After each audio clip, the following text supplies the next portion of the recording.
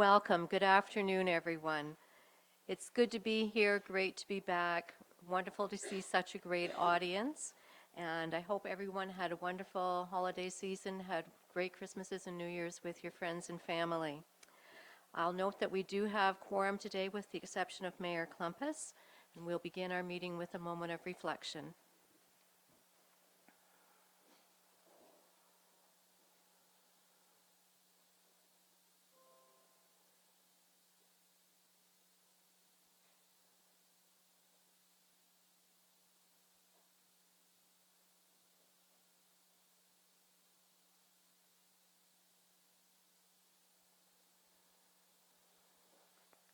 Thank you. Is there any disclosure of pecuniary interest around the council table? Remembering that we can declare at any point in time, and I myself will be declaring on items for consideration 7.2, item B. Okay. Announcements. And we're going to begin with Mr. Armstrong, and he has some exciting news for us today. Some people to meet. Thank you, Deputy Mayor. It's my pleasure to be able to introduce to Council a number of the new staff members. We thought it would be very advantageous to bring them to Council to introduce them to Council and also experience a Council meeting. They will be sticking around with us till 4:30 today. Or longer if they wish. So this time I'll go through and I'll ask them to stand as I call their name. So the first one we have, who actually, I'm starting with the newest, who just started today, is Janet Sperling. Janet is our Manager of Strategic Initiatives. Next we have Jessica Wiley, who's our Manager of Transportation and Fleet Services. Abigail Woodcock, who is our customer service clerk in the planning and building side. Abigail got the full-time position when Kirsten Harvey, who moved over to customer service in the finance and the tax collection system. So they're Kirsten and Abigail are the first two you will see as you work into the front office. Next we have Carly Craig. Many of you would have saw Carly yesterday. She assisted in the mayor's levy. Carly is a Legis Services Assistant position while Hannah is doing the Community Wellbeing Plan. So she's a contract. Next, we have Mackenzie Fleming.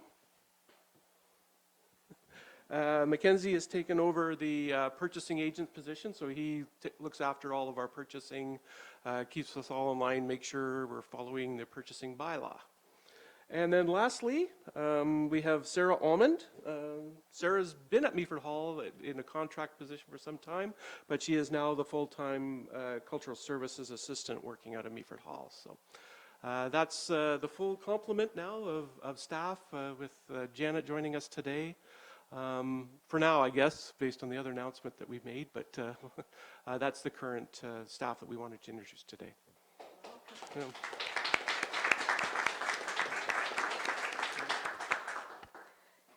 Thank you very much, Rob, for that. It's wonderful to see. I'm going to get myself in trouble, but to say so many girls on staff.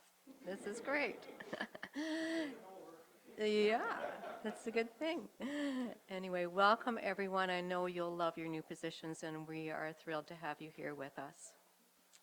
Any other announcements around the table? Councillor Greenfield. Thank you, Deputy Mayor Keaveney. Just wanted to remind everyone, we have a couple of very important public meetings coming up, have to do with TC Energy and their proposal up at the Army base. First one is this Thursday, January 16th, and then a second meeting on January 23rd. They're at the Meaford St. Vincent Community Center, the hall part of the arena. 5:30 the door is open. 6 to 6:30 there is a presentation And from 6:30 till 9, it's being advertised, what I've read, as an open house drop-in style. So I'm not just sure what format that's going to take, but it'll be interesting. Last meeting back on December 11th, the hall was completely full. So I would advise you, if you're interested in coming out on either or both of the Thursday evenings, get there likely before 5:30 if possible. Thank you, Your Worship. Thank you. Any other announcements? Okay, then we'll move forward to public participation. Members of the public are encouraged to provide council with their comments and questions. Presentations must be prearranged with the clerk's department before the agenda is released. Members of the public who wish to make a deputation about a specific agenda item or ask a general question must register before the start of the meeting. Deputations are limited to 5 minutes and public questions are limited to 2 minutes. So we have 3 presentations today. The first one is Bryan Plumstead from Grey County Tourism, and he's going to talk to us about some pretty exciting Environics data. I know Bryan loves data. Well, thank you very much, Deputy Mayor Kivney, and I think it was at your request that I came. I think, as most of you know, Deputy Mayor Kivney sits on our Tourism Advisory Committee at Grey County, so she's been seeing some of this data all along. And then Ross Kentner also was present at a workshop in December where we did this in an hour. So I think you might have seen there's 51 slides. I'll be skipping through a lot of them very quickly. So hopefully we'll get through this quickly, and my sincere condolences to all the new staff here. I hope I don't permanently scar you on your first day at Meaford Council with this presentation. So questions are so important. Anytime we're talking about data, I always say it's so important to start with good questions. And a year ago, in November of 2018, we had an Environics and data workshop here at Meaford, and we really sketched out a lot of questions that our partners were asking. Some of the basic ones: where are visitors from? Who are they? How long do they stay? Some business questions: who's coming to the area, who's not staying at my business? Are they interested in what I'm selling? When are they traveling? Is it during off-season, during the week? How do they consume media, or how can I reach them? And then DMO is our code for Destination Marketing Organizations, so our member municipalities. How can I better understand who's visiting our downtown? And can I use Environics analytics to better support my role? So in December, as I mentioned, we had a workshop that really did a deep dive into some of the Environics data we've been working with. And Environics is a company that's been around since 2003. They're one of Canada's biggest data companies, and they work with a myriad of clients. Travel and tourism is probably their smaller sector, and they work with more like big partners like CAA, Canadian Tire, and a full range of other businesses.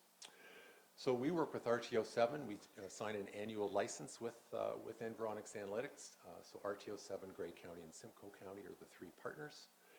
And the full value of that license is about $60,000. So RTO7 pays the majority of that. For us, it's around $9,000 a year to access this data. And it's really all built on postal codes, the data that we access. So when we get someone's postal code, we can find out where they're coming from geographically, but also a bit more about who they are, what stage of life they're at. We can compare them to other markets, and most importantly, all this data needs to be privacy friendly, and Environics is absolutely committed to that. So across Canada, there's 28,000 adults, 28 million adults, 14 million households, over 750,000 postal codes. And Environics takes those, and they have numerous data sources they pull from, including Statistics Canada, some of their own internal research that they do, and then other third parties that provide them with data, and it's all coded to postal codes. That in turn allows us to get information on demographics, how people behave, psychographics, sort of how they think, financial information, and then the segmentation is their proprietary segmentation system. We'll look at that in a sec. And that is called PRISM, and it's really built on 3 main parameters. The first is household income. So up the left side of the graph, income increases. Urbanity, whether people are urban, suburban, exurban, town, or rural. And if you look at the cluster of dots, the third is younger years, family life, or mature years. So those 3 things tell us quite a bit about people. So their 68 segments are roughly organized according to those three parameters. And as you can see, most of the segments are urban. That's not surprising given that most of our population is an urban population. Decreases as we come out into suburban areas, ex-urban areas. There's only about 4 separate town segments for towns. So our smaller towns tend to be a lot more homogeneous. And then rural areas, again, more segments. There's more differentiation among rural dwellers. So 68 segments, it looks pretty daunting, and the key is to find out who our customers are out of those 68 segments, who are people that are coming to Grey County or to Meaford. So very quickly, often how we do this is we might look at age as a primary determinant. Well, this figure shows us that there are 3 middle-aged women that are all within the same age bracket, but they're actually all very different people. They live in different neighborhoods, they have different likes, different incomes, different behaviors, so they'd actually be very different consumers. So using the Environics analytics information, we try to get a better understanding of our visitors. Well, we've been using EA for several years, but we've always had to go to hotels to share postal codes or attractions. So we got little bits and pieces of information across Grey County. In 2019, Environics Analytics made mobility data available, and that meant we could actually take a snapshot of a whole year in a community at one time. So that really changed the game for us. It gave us a lot more information. So that 3 key steps in how we go about that. First is we define a geofence for each downtown. So I'll show you in the next slide how we do that. We extract the data, so that's the raw mobile phone data that is given to us, and it's of course highly anonymized. That means we can't tell who it is or whose cell phone it is. And then we look at that, analyze it, and try to draw some insights from it. So in Meaford, I think as you can see, we try to catch the downtown and the harbor area. I always try to get the busiest part of downtown, if possible to include a grocery store or an LCBO or a place that we know visitors will frequent. Then we send that geofence into Environics, and they give us back all the unique cell phone devices that were observed within that geofence over the period of a year. And I should point out that this is a very small subsample of actual visitors. It's not, certainly by no means all the people, but we believe it's a very representative sample. So 1,821 unique devices or cell phones made 6,000 visits to the geofence in Meaford in 2018. So we get postal code as well as day of week, month of the year, and then the total visits. So because we're interested in tourism data, we wanted to screen out everybody who lives less than 40 kilometers from downtown Meaford because we consider those locals. We're in the tourism business, so we really want to look at our visitors outside of those 40 kilometers. So now we screen all those out. Now we're left with 886 unique devices that made 1,654 unique visits. And now these are our visitor profiles. And now you can see on the right-hand side, we've appended a segment or a prism segment. So now we have an evening postal code location. So we're able to map that data. So these are all the little dots of those 886 visitors to Meaford. We can see where they're from, and pretty similar pattern to what we see across Grey County. Metro, Toronto, Kitchener, Waterloo, Guelph are our main, and Barrie are main kind of urban areas. And on the right-hand side are all those, not quite 68 because I couldn't fit them on the slide, but all the prism segments. And on the very right-hand side is an index. So where you see red, that means that they are more highly present than we would expect. We compare the number of visitors in our sample to the actual number of residents within our trade area, and red shows us that they're a higher index. So we can then run executive reports that tell us a bit more about them. So we did that same process for every community. Meaford is the blue bar in the middle. This doesn't really show up here, but so we did, I think, 8 communities across Grey County.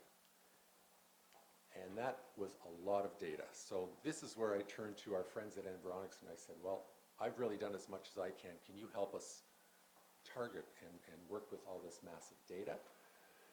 So Rosa Romeo at Environics took that data and simplified it down into 8 different target sets. So these are looking at people that are most likely to visit Grey County. There's 8 family segments, there's 1 senior segment, and there's 1 young urbans and singles and couples that are a younger segment. And the red indicates higher than average or a more predilection to visit. So again, if we look at Meaford, we see there are several segment groups that do visit Meaford. If we look over, Blue Mountain has quite a different visitation pattern. It's got some segments that only visit Blue Mountain or visit Blue Mountain, Thornbury, Collingwood, but they don't show up in Meaford or other parts of Grey County. So again, 8 different visitor groups, but if we really want to focus on who's coming to Meaford, we can look at those 4 groups: rural seniors, rural families with kids, ex-urban families, and middle-aged families and seniors. Then for each one of those, we can do a deep dive. We can look at the pattern of where they're from. We can look at some of their common characteristics. And in this case, rural seniors, they live in towns, rural living, a little bit lower income and education, blue-collar service jobs.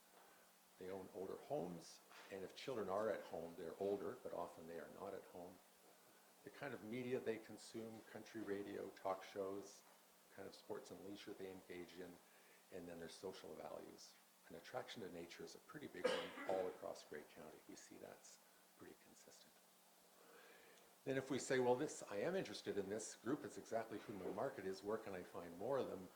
This would be a map of the potential across Ontario where to find more rural seniors. So we can actually do marketing campaigns or pick out ways to do a deep dive and to find them. So there were 4 different classifications or segments that visited Meaford. I don't think I'll go through all of them because then I would be here all day, but I did include those in the package. So they're certainly there for council's information. I'll just mention ex-urban families with kids is the biggest group right across Grey County. It's the group we find in the biggest numbers. It's sort of outside of the major urban areas of southwestern Ontario, south central Ontario, and this is the group that we see the most of. So we can do a deep dive on that group and get more information around who they are, how old they are, what their media habits are, so that's what we're working on now, is to incorporate more of that into our marketing and product development information. And so I think I'll just end with very quickly, how do we action some of this information? Well, we used it late last year. We wanted to distribute some of our Grey County maps. We do this about every 2 years, where we take our maps and we actually drop them into areas. So we wanted to figure out what are the best areas to put a map. So we do the best good, talk to our key markets, and we had 30,000 maps to be distributed. And we wanted to do it within areas of about an hour and a half drive. So far enough so that hopefully they come and stay overnight. So outside of an hour and a half drive. So that was the pattern of our October visitors. Again, using our data, we could look at who all is coming in October, where are they from, and then we could actually get more specific and say where are they from by census division. And we looked at some key areas that were just outside the hour and a half. So Kitchener, Guelph, and Waterloo all ranked very highly. And we could look at the types of segments that were coming from those areas. So we could map them, and then more specifically, we worked with, I think, Metro Land Distributing to actually put them into flyers in very specific areas so that they would target the key areas that had the highest potential for visitors in October. So that's where we're at the moment. A lot of data. What's ahead? Well, while we've looked at the visitors, those outside of 40 kilometers, we also know that BIAs, chambers, and thank Kim for coming from the Meaford Chamber today. They're often interested more, well, who's inside the 40 kilometers? Who's our local trade area? So we absolutely can look at that information and work with our economic development folks and with chambers to look at that. We'd also like to simplify even all that complicated information into our main persona of our key markets. So if it's a young family, what do they look like? What do they like to do? Where are they? And just really simplifies it, so it's a lot easier for our partners to use and access. So that's the next step. And then working with our DMO partners, which includes Meaford, of course, to further leverage the insights by looking at visitor patterns by season to each municipality. And what's really interesting is a lot of those different markets often show up at different times of the year. So, for instance, diverse families in Blue Mountain, they're highly seasonal. So we see a lot of them in the summer, but not so much in the fall and the winter. So other markets, though, are more fall and winter visitors. So those kinds of things help us to fine-tune our markets. And certainly we now could run the 2019 data. We just need more money in our budget, and we're planning to do that. So this was 2018 data. Now we can turn around and run 2019.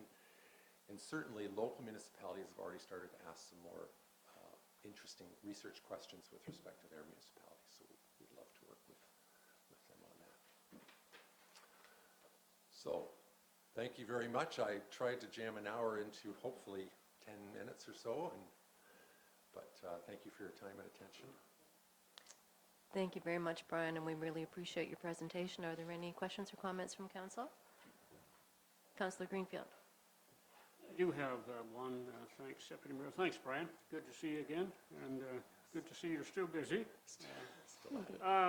The affluent families who seem to prefer the Blue and Thornbury and Collingwood, any idea how much impact the lack of a major hotel in the urban part of Meaford?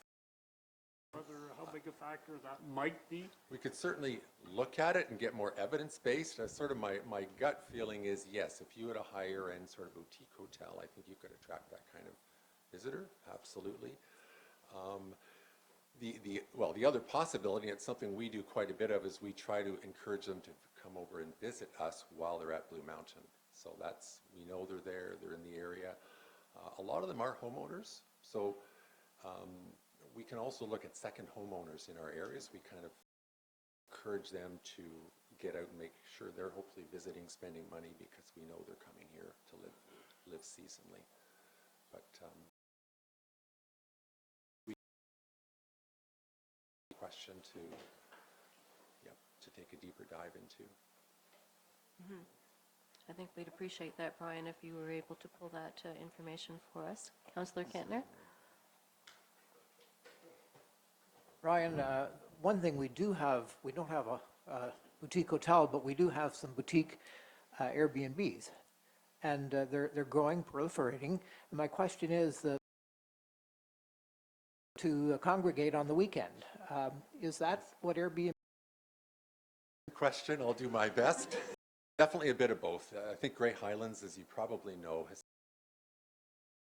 certainly are the party homes, but there's also a lot of really good, even good partners and alliances. There's several in Grey.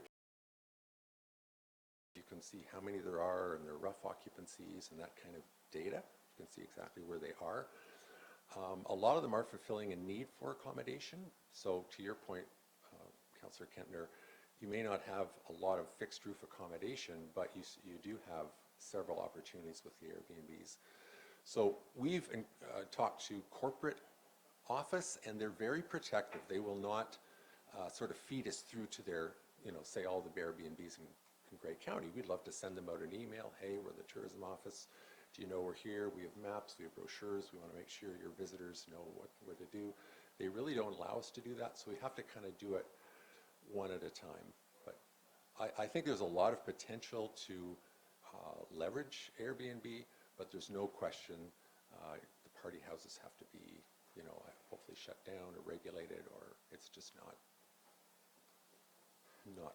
proper. Thank you. Thank you so much, Brian, for being here, and yeah, we appreciate having this data for sure. Thank you very much.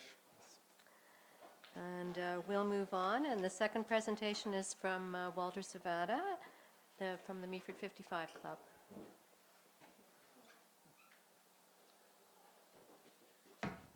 Hello again. Nice to see everybody. Not quite as exciting or newsworthy, but we're here to rebuttal to some of the situations that occurred from the presentation a couple of weeks ago with respect to the recurring booking discount policy. So I'll just follow my notes here, and I'll open up by saying, Madam Deputy Mayor, councillors and staff, my name is Walter Svajda from the Meaford 55 Plus Friendship Club. There are two subjects within my 5-minute period that I would like to address today, and I speak for approximately 114 plus members of our club today, as I have been a few last year on February the 25th, to be exact, to point out the services that the seniors provide through volunteerism. So first, we would encourage the council to revisit, as I see in the agenda, however, the recurring booking discount policy as soon as you can, please. As councillors disclosed in the documentation of the presently defeated proposal, we were surprised to see that the discount of our seniors club was quite a bit lower than several what I would consider special interest groups, such as the Tai Chi and Meaford figure skating clubs, who were receiving discounts in the mid 30% discount range. As a reference, the Meaford 55 Seniors Club is presently enjoying a 10% discount rate. So surely, as we point out in our presentation back in the 25th of February, we should be considered for a much better discount or full discount when this policy is revisited again by the council. It's basically, we don't feel that it's appropriate for seniors to be involved in the same groups as figure skaters and people who want to do recreational facility visitations and activities. The other thing I would like to point out, my second point of being here today, is the present ad hoc billing process, case in point, has been at best unacceptable. Our last 4 billings all have been incorrectly charging our club with both time and discount. Now, this has been 4 times.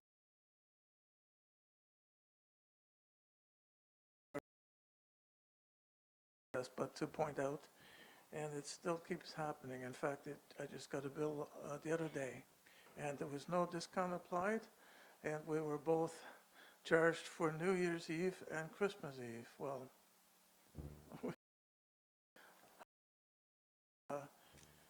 treasurer, by clarifying our contract and guidance to the billing process. So, in closing, I would say that the Meaford 55 conversation, along with the special interest groups, applies to the 55 Club, and urge the council to reconsider a more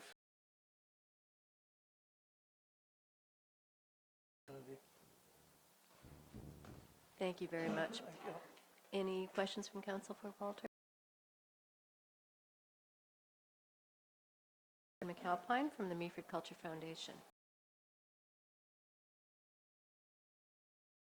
Get myself sorted out here. Become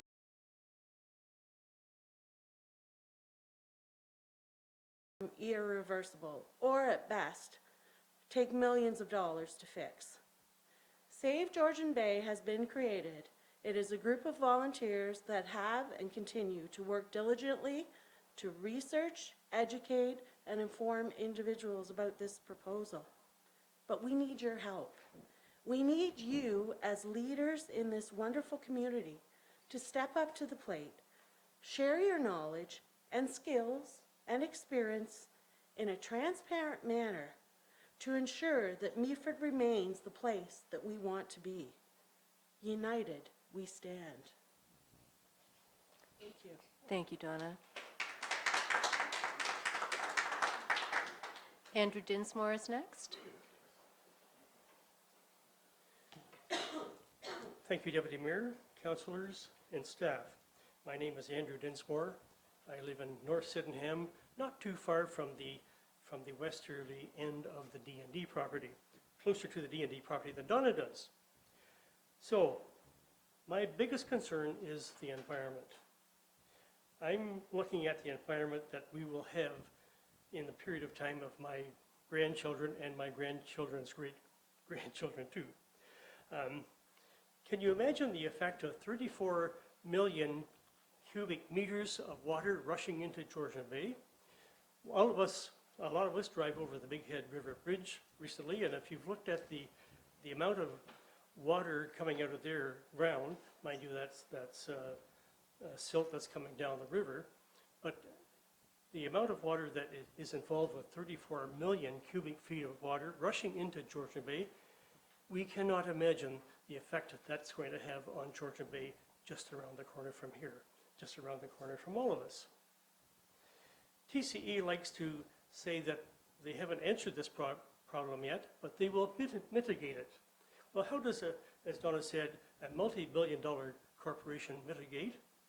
They slather it with money. Apparently the Dragon's Den received money from them. Chamber of Commerce turned them down. Saugeen First Nations, which is not in our direct backyard, but TCE wants to build a deep ground repository near the Bruce, and they have offered, TCE has offered the Saugeen Ojibwe Nation $150 million. They are greasing palms here, and they're doing it all over the place. Apparently for Thursday night, they are welcoming people to come to the Meaford Community Center, where you will meet fine friends, and be served good food. What's going on here? Next thing I would like to address is the job creation, which people like to talk about. 800 jobs, 800 places to live. If you look at a TCE website, you will see nothing but trailer after trailer after trailer. And I would be willing to bet that after the job is closed, those trailers are going to disappear. Certainly restaurants and grocery stores and things like that will benefit. But after that, 15 permanent jobs. So let's look at the real money issue here. Hate to use the term quid pro quo, but I think this is what's happening here with TCE as well. They're trying to buy us out and keep us in the dark. But we're above that. We're smarter than that. And we know what is happening and should be happening in our own backyards. $3.3 billion is the cost of this project. With the modern technology, I think $3.3 billion would buy a lot of new technology like battery storage, which would not be detrimental to the environment and detrimental to the landscape of power lines going from here to Barrie. There are better ways of doing this. Let's give this some serious consideration. Thank you very much. Thank you, Andrew. Tony Stryker. Thank you, Madam Deputy Mayor, members of council, staff. I'm going to say that I think Donna either stole my notes or I stole her notes, but trust me, I wrote this myself, so it's not plagiarism. My name is Tony Stryker. I'm a resident of Meaford. I live at 152 Captain's Court, which is adjacent almost to the tank range, and I'm here today to talk about the pump storage project. I am a member of the group that's called Save Georgian Bay, and I'm sure by now you've all heard of who we are and what we do. We're firmly opposed to this project. Our group has been very active in trying to create awareness among the community about this project. As of this morning, we've got 987 members on our Facebook group, and as Donna mentioned, we've got over 18,000, probably 18,500 now, people who have signed the petition at change.org. They're not all here in Meaford, obviously. They're people from Ontario, from broader Canada, and from all over the world as our network spreads. My colleagues within the Save Georgian Bay group, Bruce Rogers and others, have provided to the council and to MP Alex Ruff and to the DND a lot of information, detailed information, in-depth information about the negative impacts of this potential project. And we, as a group, have asked TCE to address these concerns. How do they plan to address those concerns? To date, we do not have answers from TCE. I mean, who knows? Maybe this Thursday night and next Thursday night they're going to come up with a miracle plan and we'll all be satisfied, but frankly, I doubt it. And it is concerning. It is very concerning. One of the gatekeepers in this project is the Department of National Defense. They can say no to this project. As the public, we have the opportunity to give them that feedback between now and the end of March. That gives us 10 weeks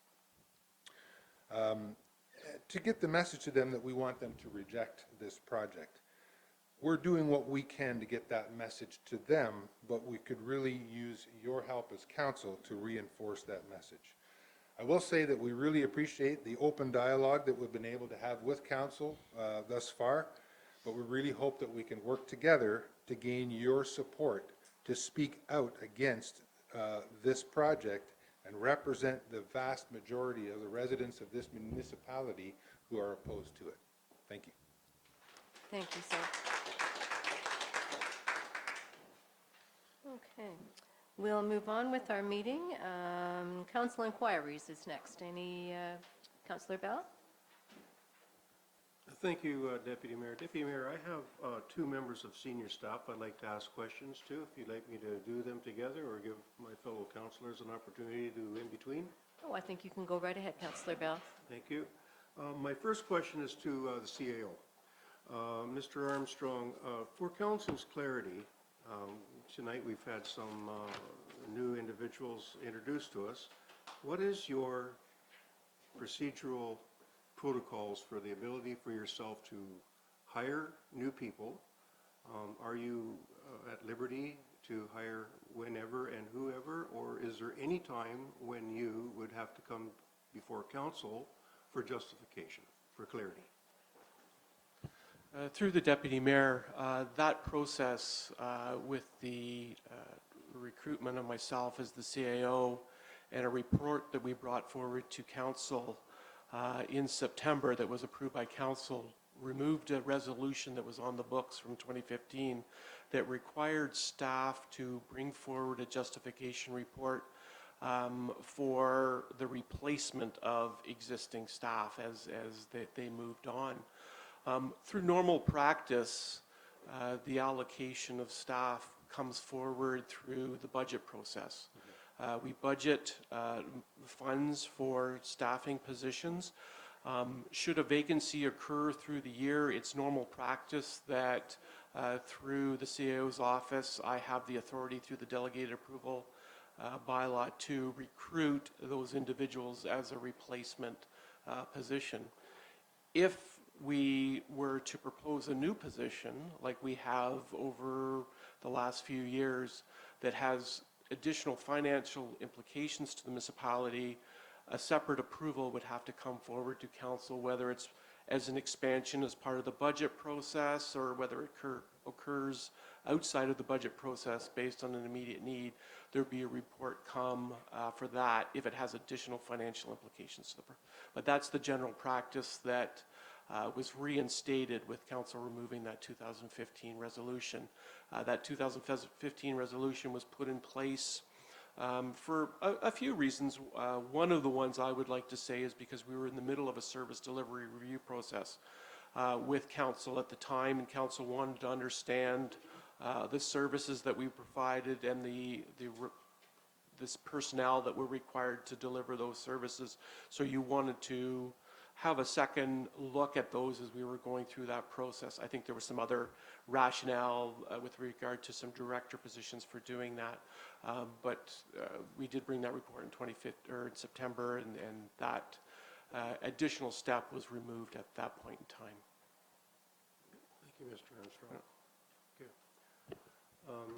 My next senior member of our staff is to Mr. Chapman, our treasurer. When I and other members of council the other day were at the levy, and I see that these publications are outside in the foyer for folks to pick up. It's the budget and overview, and it's nicely presented. I have a question about someone who came up to me at the arena, and they had an opportunity to actually do a quick look-through on this, and they asked me to ask and find out what percentage of the wages of the municipality of Meaford would be reflected in the overall budgeting which has been, put forward in this.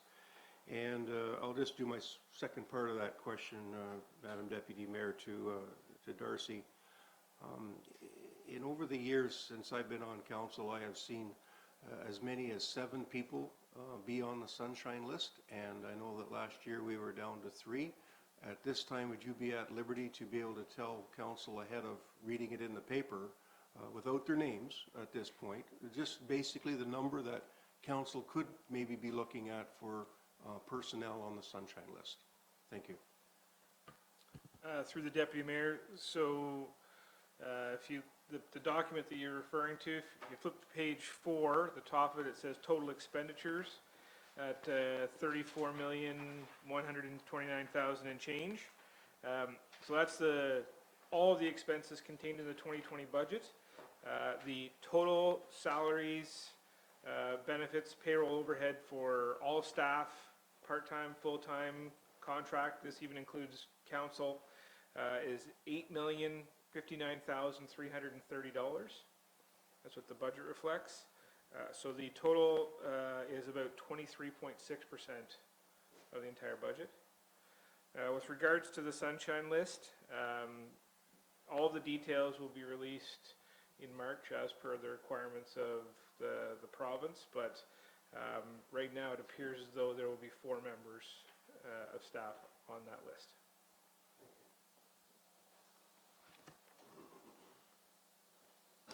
Okay. Thank you for your questions, Councillor Bell. Any other inquiries today? Okay. Then we'll move forward to the consent agenda. Motions and bylaws for decision, and we have several. So I'll read them out first. Bylaw 2020-01, Committee of Adjustment Procedural Bylaw. Bylaw 2020-02, Deeming Bylaw. Bylaw 2020-03, 2020 Fees and Charges.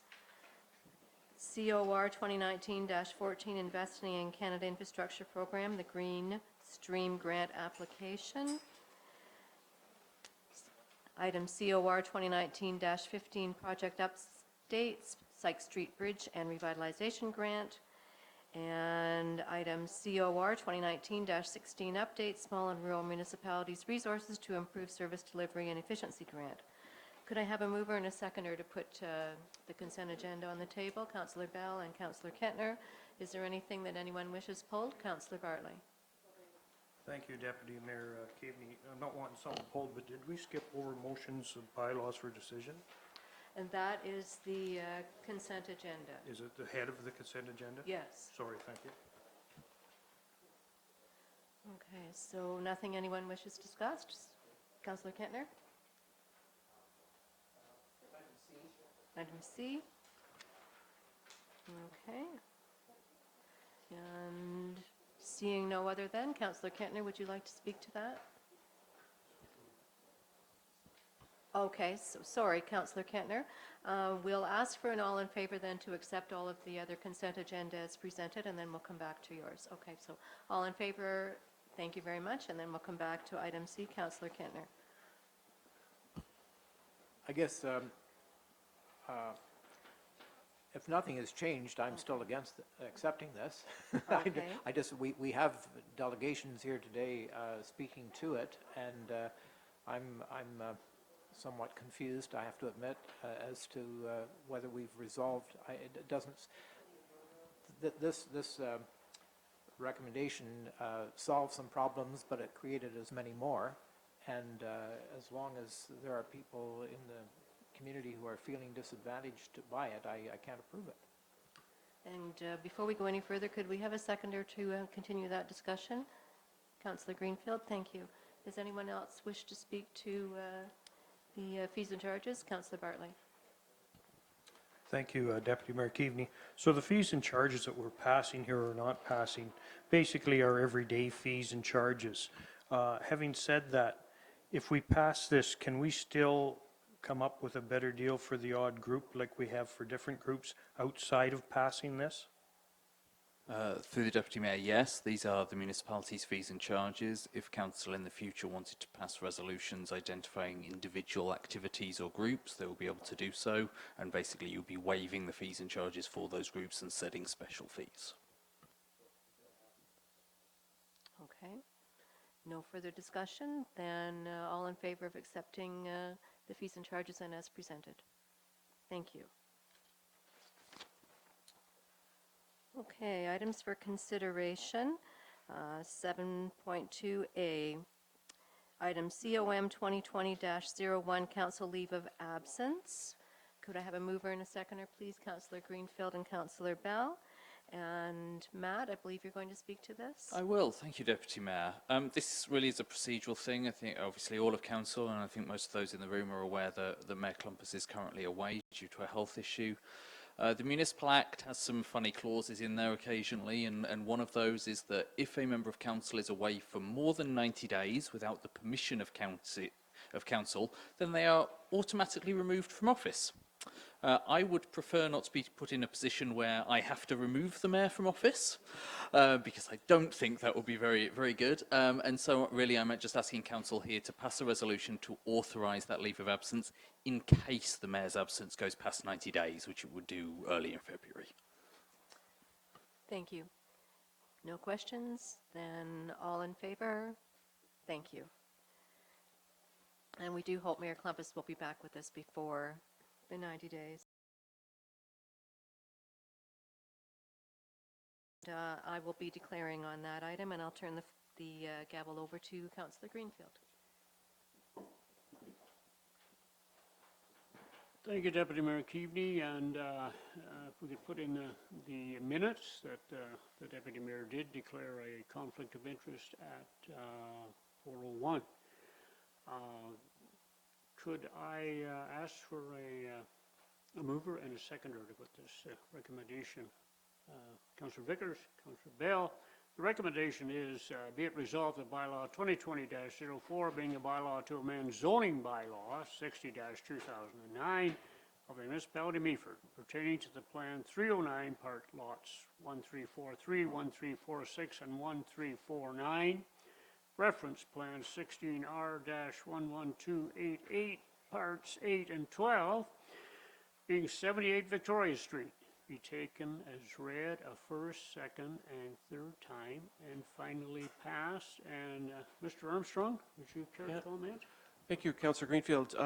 This is the other public meeting that we had just before the new year, the one that didn't have any discussion. This is a technical amendment. They want to separate the leased lands from the rental project, and in doing so it created some non-compliance with setbacks to create those lot lines. It doesn't facilitate any additional development. So at this point in time we're in a position to recommend approval of the bylaw. Thank you, Mr. Armstrong. Any questions, concerns, comments? If not, I'll ask for your vote. All in favor of this recommendation? Thank you. That is passed.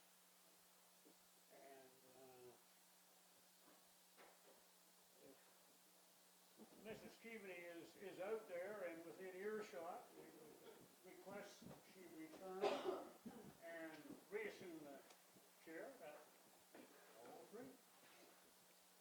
Thank you, Councillor Greenfield.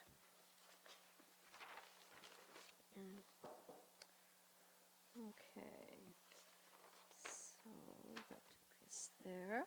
So next on the agenda, item C, bylaw 2020-05 H1 removal. Plan 541, part lot 32 and 41 ROW. May we have a mover and a seconder to put this on the table, please? Councillor Bartley and Councillor Vickers. And Rob or Liz, are you going to speak to this one? Rob, thank you. And just very simply through the Deputy Mayor, this is our standard H1 removal for development on a lot that doesn't have frontage or access on an improved public street maintained year-round. We do these all the time, so this is no different than any of the other ones. Okay. No question from council? All in favor?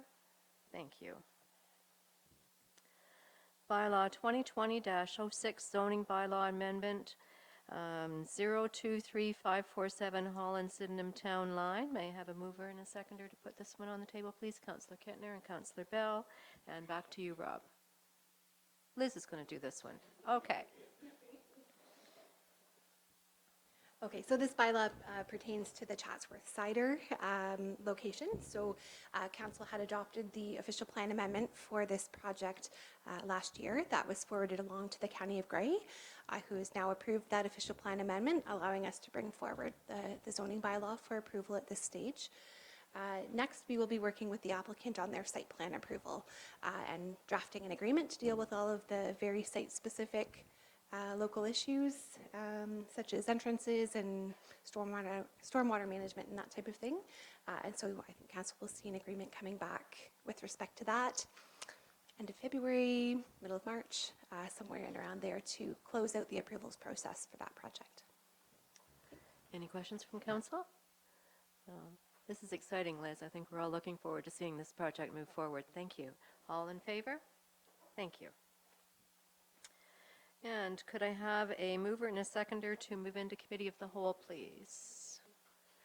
Councillor Greenfield, and I need one more hand. Councillor Vickers, thank you. So be it resolved that Council of the Municipality of Meaford hereby go into committee of the whole at 16:05. And first item on this agenda is CAO 2020-01 Shoreline Erosion Update. A mover and a seconder, please. Councillor Kettner and Councillor Bartley. And Mr. Armstrong. Thank you, Deputy Mayor. We thought it was an appropriate time to give council an update on some of our actions with regard to the shoreline erosion. It's interesting, every time we write this report, we get another event or whatever, because as we expected, it wasn't a case of if we get another storm, it's when we get the next storm with the current situation. I'm happy to report, though, unless someone else has any different information, no additional impacts resulting from the storm. There was the normal ice build up on roads and debris thrown up, but no additional threat to infrastructure that I'm aware of resulting from this past weekend's storm. We've highlighted just some of the information. I don't intend to go through the entire report. It's more for information for council to update on what we've done. Additional or proposed works that were initiated as a result of our assessments highlighted in the report was the shoreline protection work in Memorial Park by adding boulders in front of the previously repaired wall to protect the wall more, and then also the work that we did that was completed by Knott Construction, excavating. Was in December. There's some additional mediation to the sites when in the spring that will need to be done. We did some shore protection works in the vicinity of the pavilion, Meaford Memorial Park. That was under threat of being very close to erosion. But we also had the water line that ran between the pavilion and the shore that we needed to protect. So we, the other company came in, EC King, I guess it was, came in and did the work in relation to that. One of the things with all of the works that we are required to do is get permits both from MNRF, the Provincial Ministry of MNRF, and then also the Department of Fisheries and Oceans.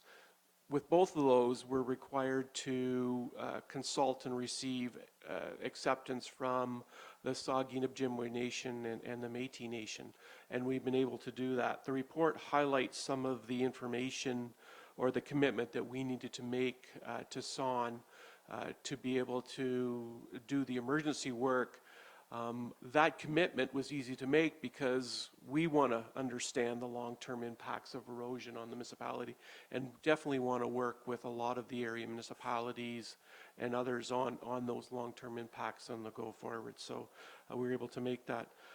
In addition, there's been some discussions with the town of Blue Mountains in relation to our residents and assisting our residents on the ability to deal with their own personal erosion issues.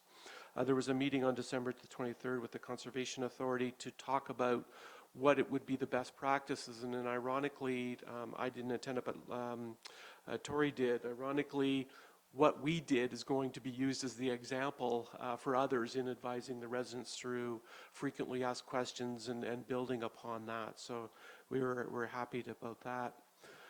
Moving to the analysis, the financial assistance, I've sort of highlighted how under the current rules, financial assistance under that the Municipal Disaster Recovery Assistance Program we're not eligible for various reasons, but we will be exploring that through our MPP. We feel that the provisions under that program are extremely rigid, and it was an emergency situation for us and did cost us a significant amount of financial resources to address it and should have applied to us, but because of their rules of being a single event, and also the fact that the replacement of like for like, we would have needed to have an inventory of every rock along our shore and able to substantiate that. We expressed that, I think Darcy did it very well to the provincial ministry, that we found that the provisions were very unreasonable, and we will be exploring that going forward with our MPP. With regard to Memorial Park, the work has been done to protect our infrastructure. That's what we're looking at. There is some other erosion, but as long as there's not infrastructure being threatened, it will just occur as it will. We also had to do some work on an adjacent residential property, not so much to protect his land, but to protect our water line that runs through across his property and in. With regard to Lakeside Ave, we did make application to do quite extensive work, both along the entire shore. I would say 3 segments. The segment at the end of Eliza, where there's sort of that beach area, we had originally planned to put a culvert in and rock that entire area. We also were going to do plan to do some remediation along the existing rock face, and then we had also put in to do some shore protection works on the beach area to the east. The east property is not the municipal property, and there's no infrastructure threatened, so we are going to, although we've made application, we're not going to proceed with that work. We're going to do the additional shore protection work along Lakeside, and then for the beach area at the end of Eliza, we're going to protect some of the infrastructure, the water main. We're also going to protect the culverts that are outletting water, and actually put a culvert in because there is no culvert outletting water on the immediate west side, north side, I guess it is. So we'll be doing that work, but maintaining access. I know that was a bit of a concern of some of the residents down there about cutting access off. I had a resident appear at my house who was canvassing people with regard to that, informed that we weren't proceeding with that. The extent of that work at this time, but we'll be monitoring it as we go forward. I don't think there's anything else, unless I put the costing in there for council so you're aware. Oh, sorry, the Lakeshore Road South stuff we're doing as well. I spoke to the First Nations consultation, and with regard to other park restoration, as I mentioned, every time we do get a storm, there's more debris thrown up on our parks, and I know that Darcy has spoken to this before at Fred Raper Park and David Johnson Park. Our position is that we're not going to be regularly cleaning that up until go back in the spring and clean it up. We'll also be evaluating and bringing a report back to council with regards to the park equipment and the long-term viability of where we can put it so that it's not impacted by the erosion as we go forward. I think that's all that I was going to raise in the report. If there's any questions, they might not necessarily be answered by myself, but maybe possibly Tori or Darcy as it relates to parks. So. Okay, Councillor Kentner. Thank you, through your worship. I just would like to go on record as greatly appreciating the report and also the good work by staff in addressing the problem on a very timely basis, and obviously a lot of work went into saving our shoreline as it was, disappearing very rapidly. I also agree that we should be pressing Bill Walker for some relief, given the ridiculous terminology that the province, and this seems to be a recurring thing with disaster relief in Ontario. I do have 3 questions, if I may. The erosion update reveals that we have a water rate stabilization reserve of nearly $250,000 at the end of 2018. $244,874 according to the report. And I just would like to respectfully inquire why some of those funds should not be tapped at this time to reduce the burdensome increase in water rates for 2020. Mr. Armstrong. Yeah, I'll speak to it and then maybe Darcy can add to it. One of the key reasons of having a water stabilization rate reserve is for emergency purposes. We do have an aging infrastructure of water mains, and should we have a break that requires significant dollars to fix, this is a fund that allows us to do it. I would say that probably $240,000 is not a significant amount of money in a reserve for that purpose. I don't know if Darcy wants to expand on it. Through the Deputy Mayor, the other purpose behind this too is in case we actually see a drop in water rate revenues, which we had seen over a number of years as people conserve more and more. If we don't hit targets with revenue, then there's an ability for us to pull some of that money out of that water rate stabilization to cover off any given year's kind of deficit, to make sure that we don't roll into the next year with having to make up that lost ground. $244,000 is less than 10% of 1 year's revenues. So, I mean, it's really not a whole lot of money to play around with. Councillor Kentner.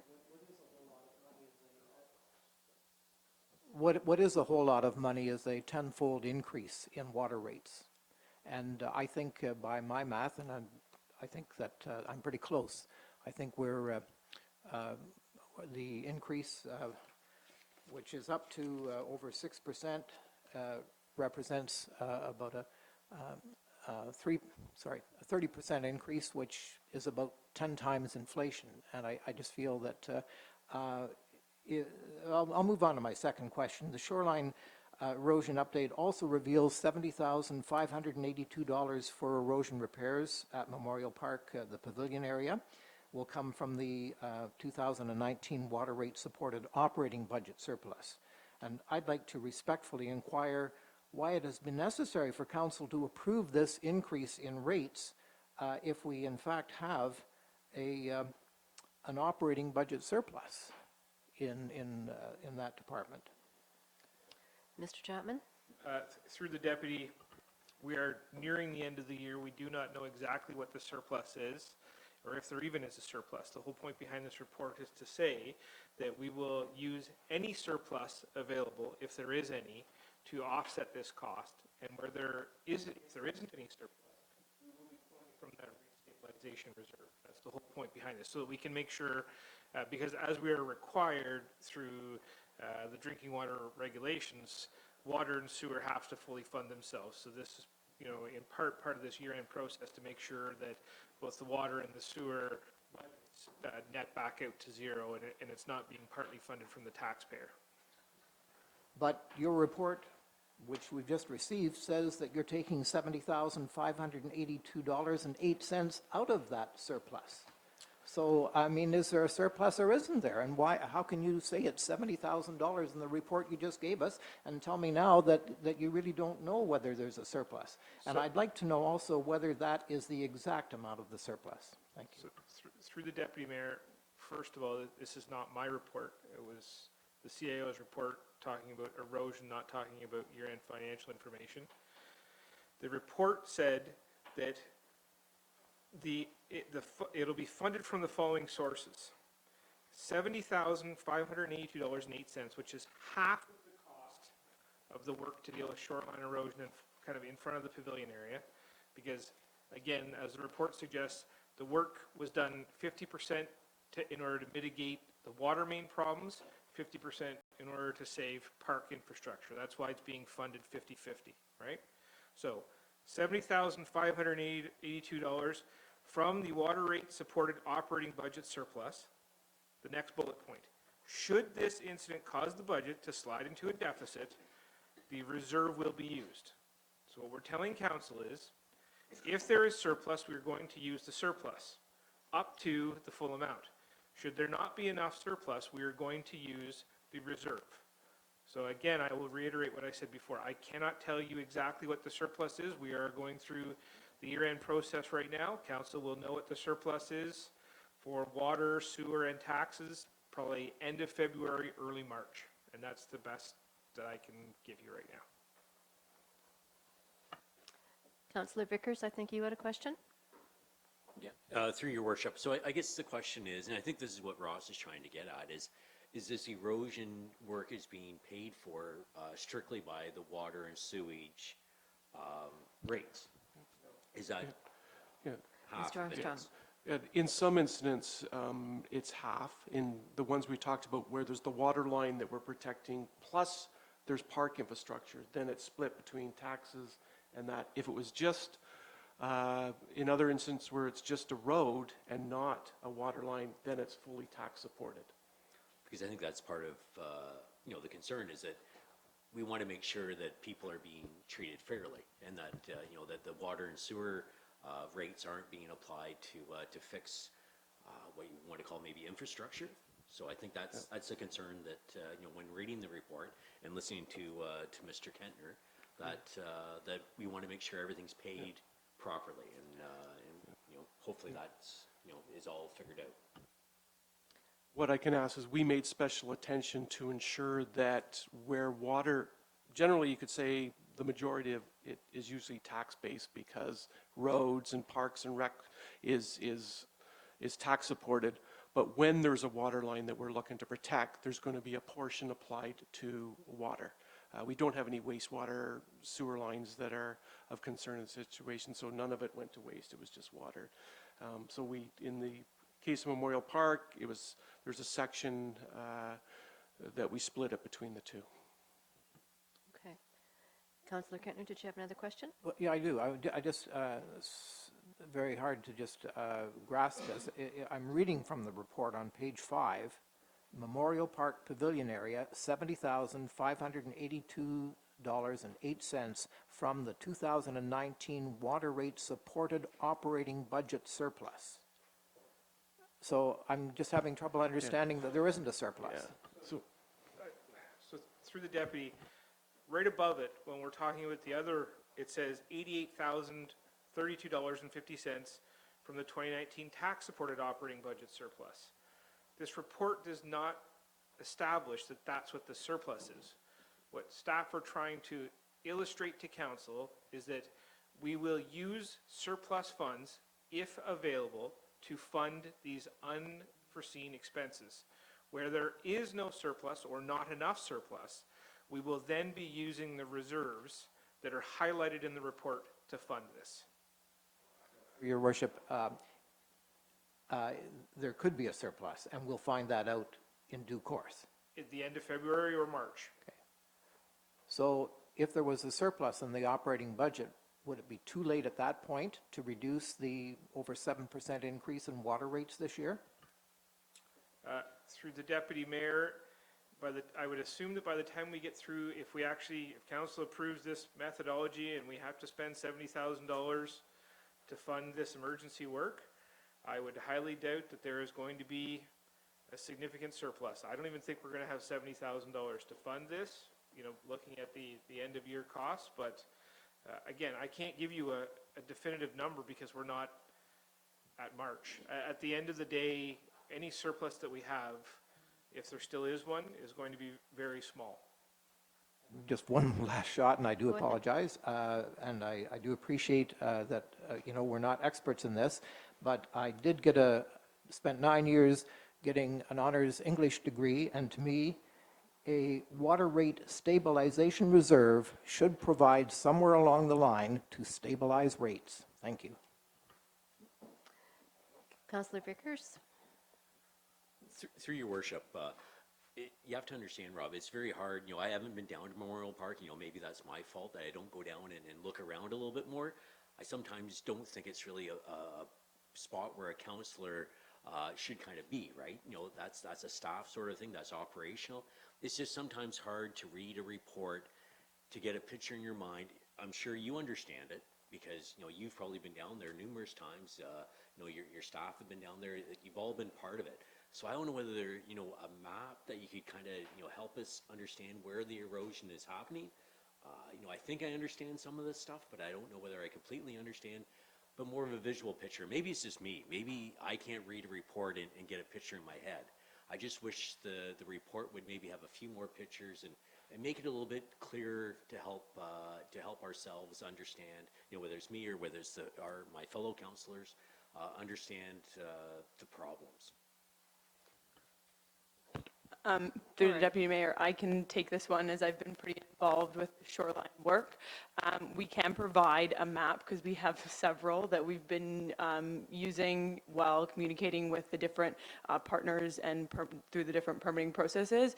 We also have an interactive map that we can send to you as well that can give you an idea of the different areas that were impacted and maybe like a broader perspective of work that could be done outside of the immediate work that we are doing. Councillor Vickers. Through your worship, that if you had that now at the council meeting, it might make it a little bit easier, might help us understand a little bit more. So, obviously, a little late today, but maybe in the future when we get talking about this, if we could have some more visual. I don't know whether everybody else agrees with me, but more visual pictures and maps would maybe help.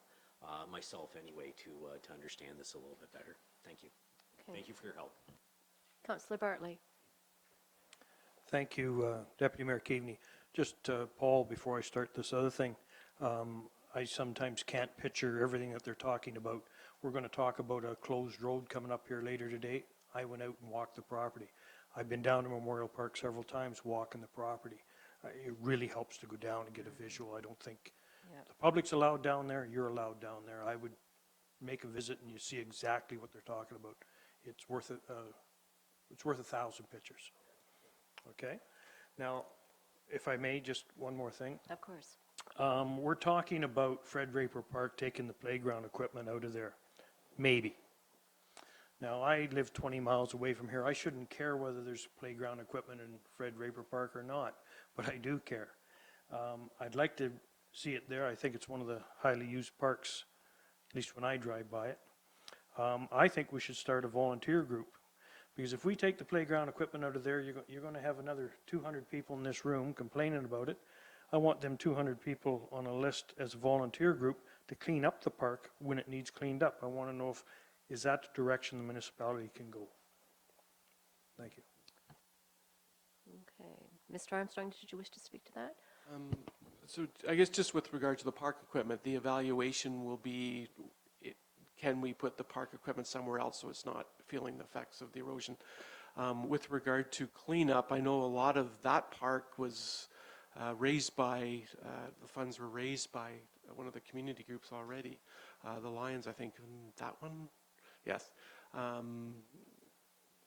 With regard to the volunteers helping with that, we do that for different programs. I don't see why we couldn't engage in that. Now, there is a component of the cleanup, though, that is definitely equipment-based and through different aspects will have to be performed by our staff, but maybe it's the rebuilding it or doing other stuff. That's where Lions did it before. Maybe there's an opportunity working with the service club again in reestablishing stuff.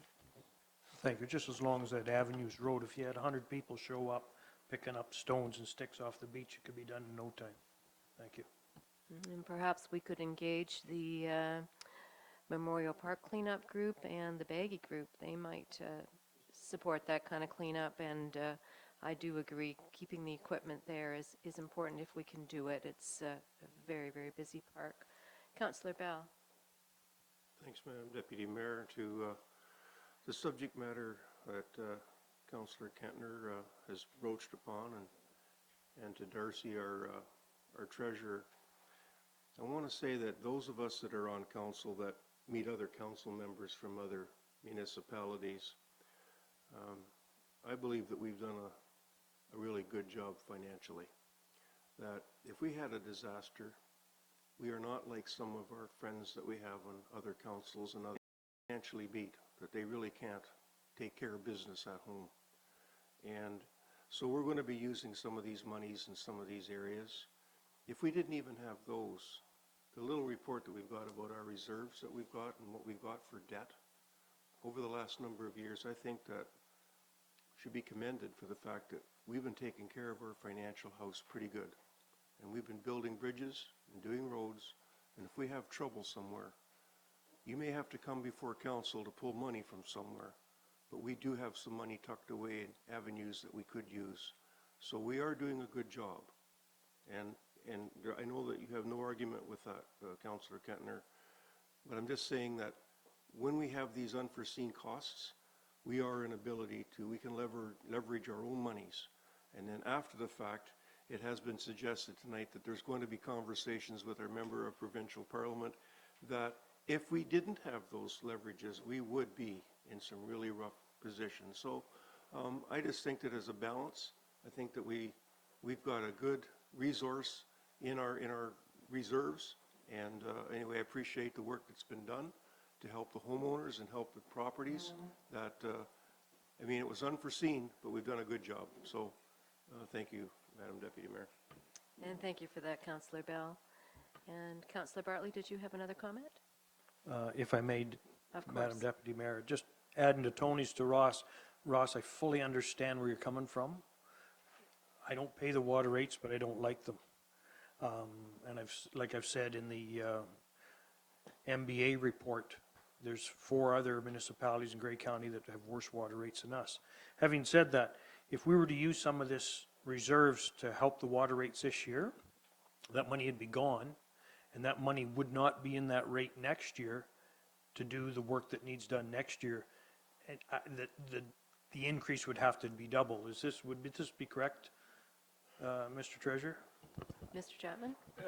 Through the deputy, you're correct that using one-time funds to offset ongoing expenses, helps to, lessen the sting this year, but it just doubles it down the following year when you don't have that money to use. Yeah, it is indeed. Okay, and any other questions on this report? Okay, then I'll ask for an all in favor to accept the report on erosion. Thank you. And under Community Services, item COM 2020-02, Fire Department name, insignia, and values. Could we have a mover and a seconder to put this on the table, please? Councillor Vickers and Councillor Kentner, and I invite Chief DeHoosh to the podium.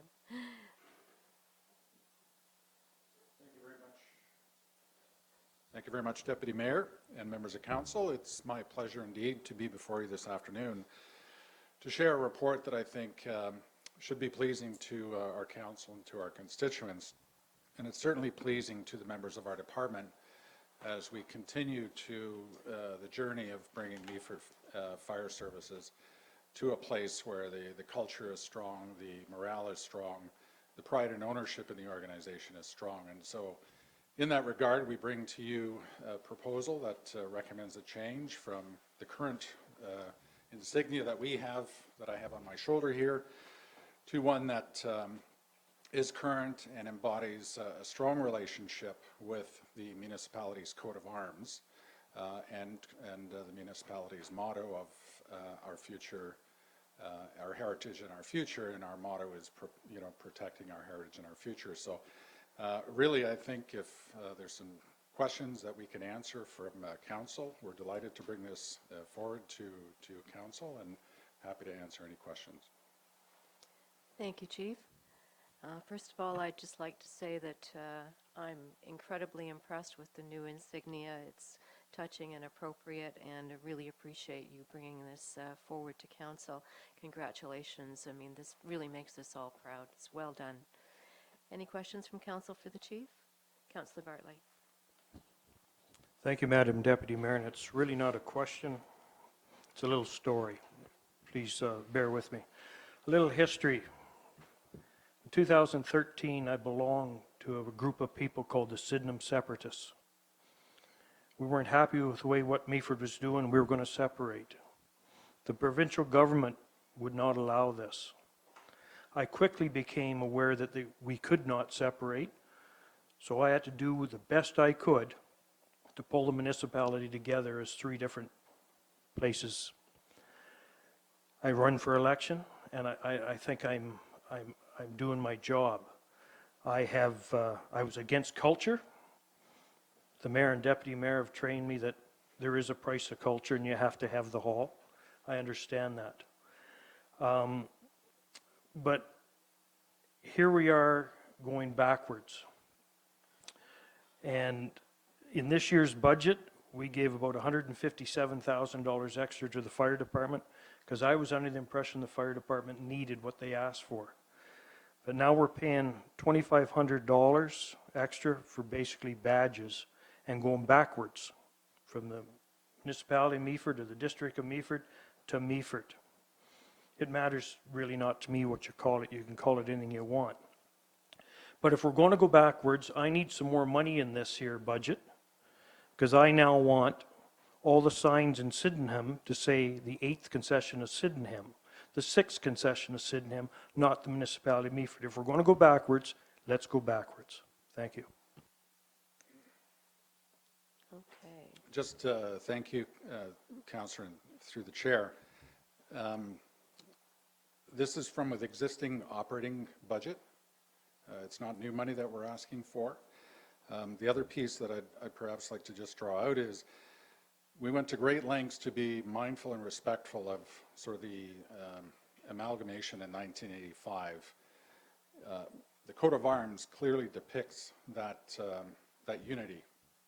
And we strategically used the coat of arms to maintain that piece of history and at the same time recognizing that Meaford Fire originally started in 1878. So we've blended really the history from beginning of 1878 to the amalgamation in 1985 and brought them together in that new coat of insignia. Councillor Greenfield. Thank you, Deputy Mayor Keegan. Thank you, Chief DeHoosh. What is it about the two words "and district" that is no longer acceptable, no longer appropriate for the fire department? And I have a follow-up too. No, of course. Okay. Through the chair to you, Councillor, I wouldn't say that it's inappropriate and district.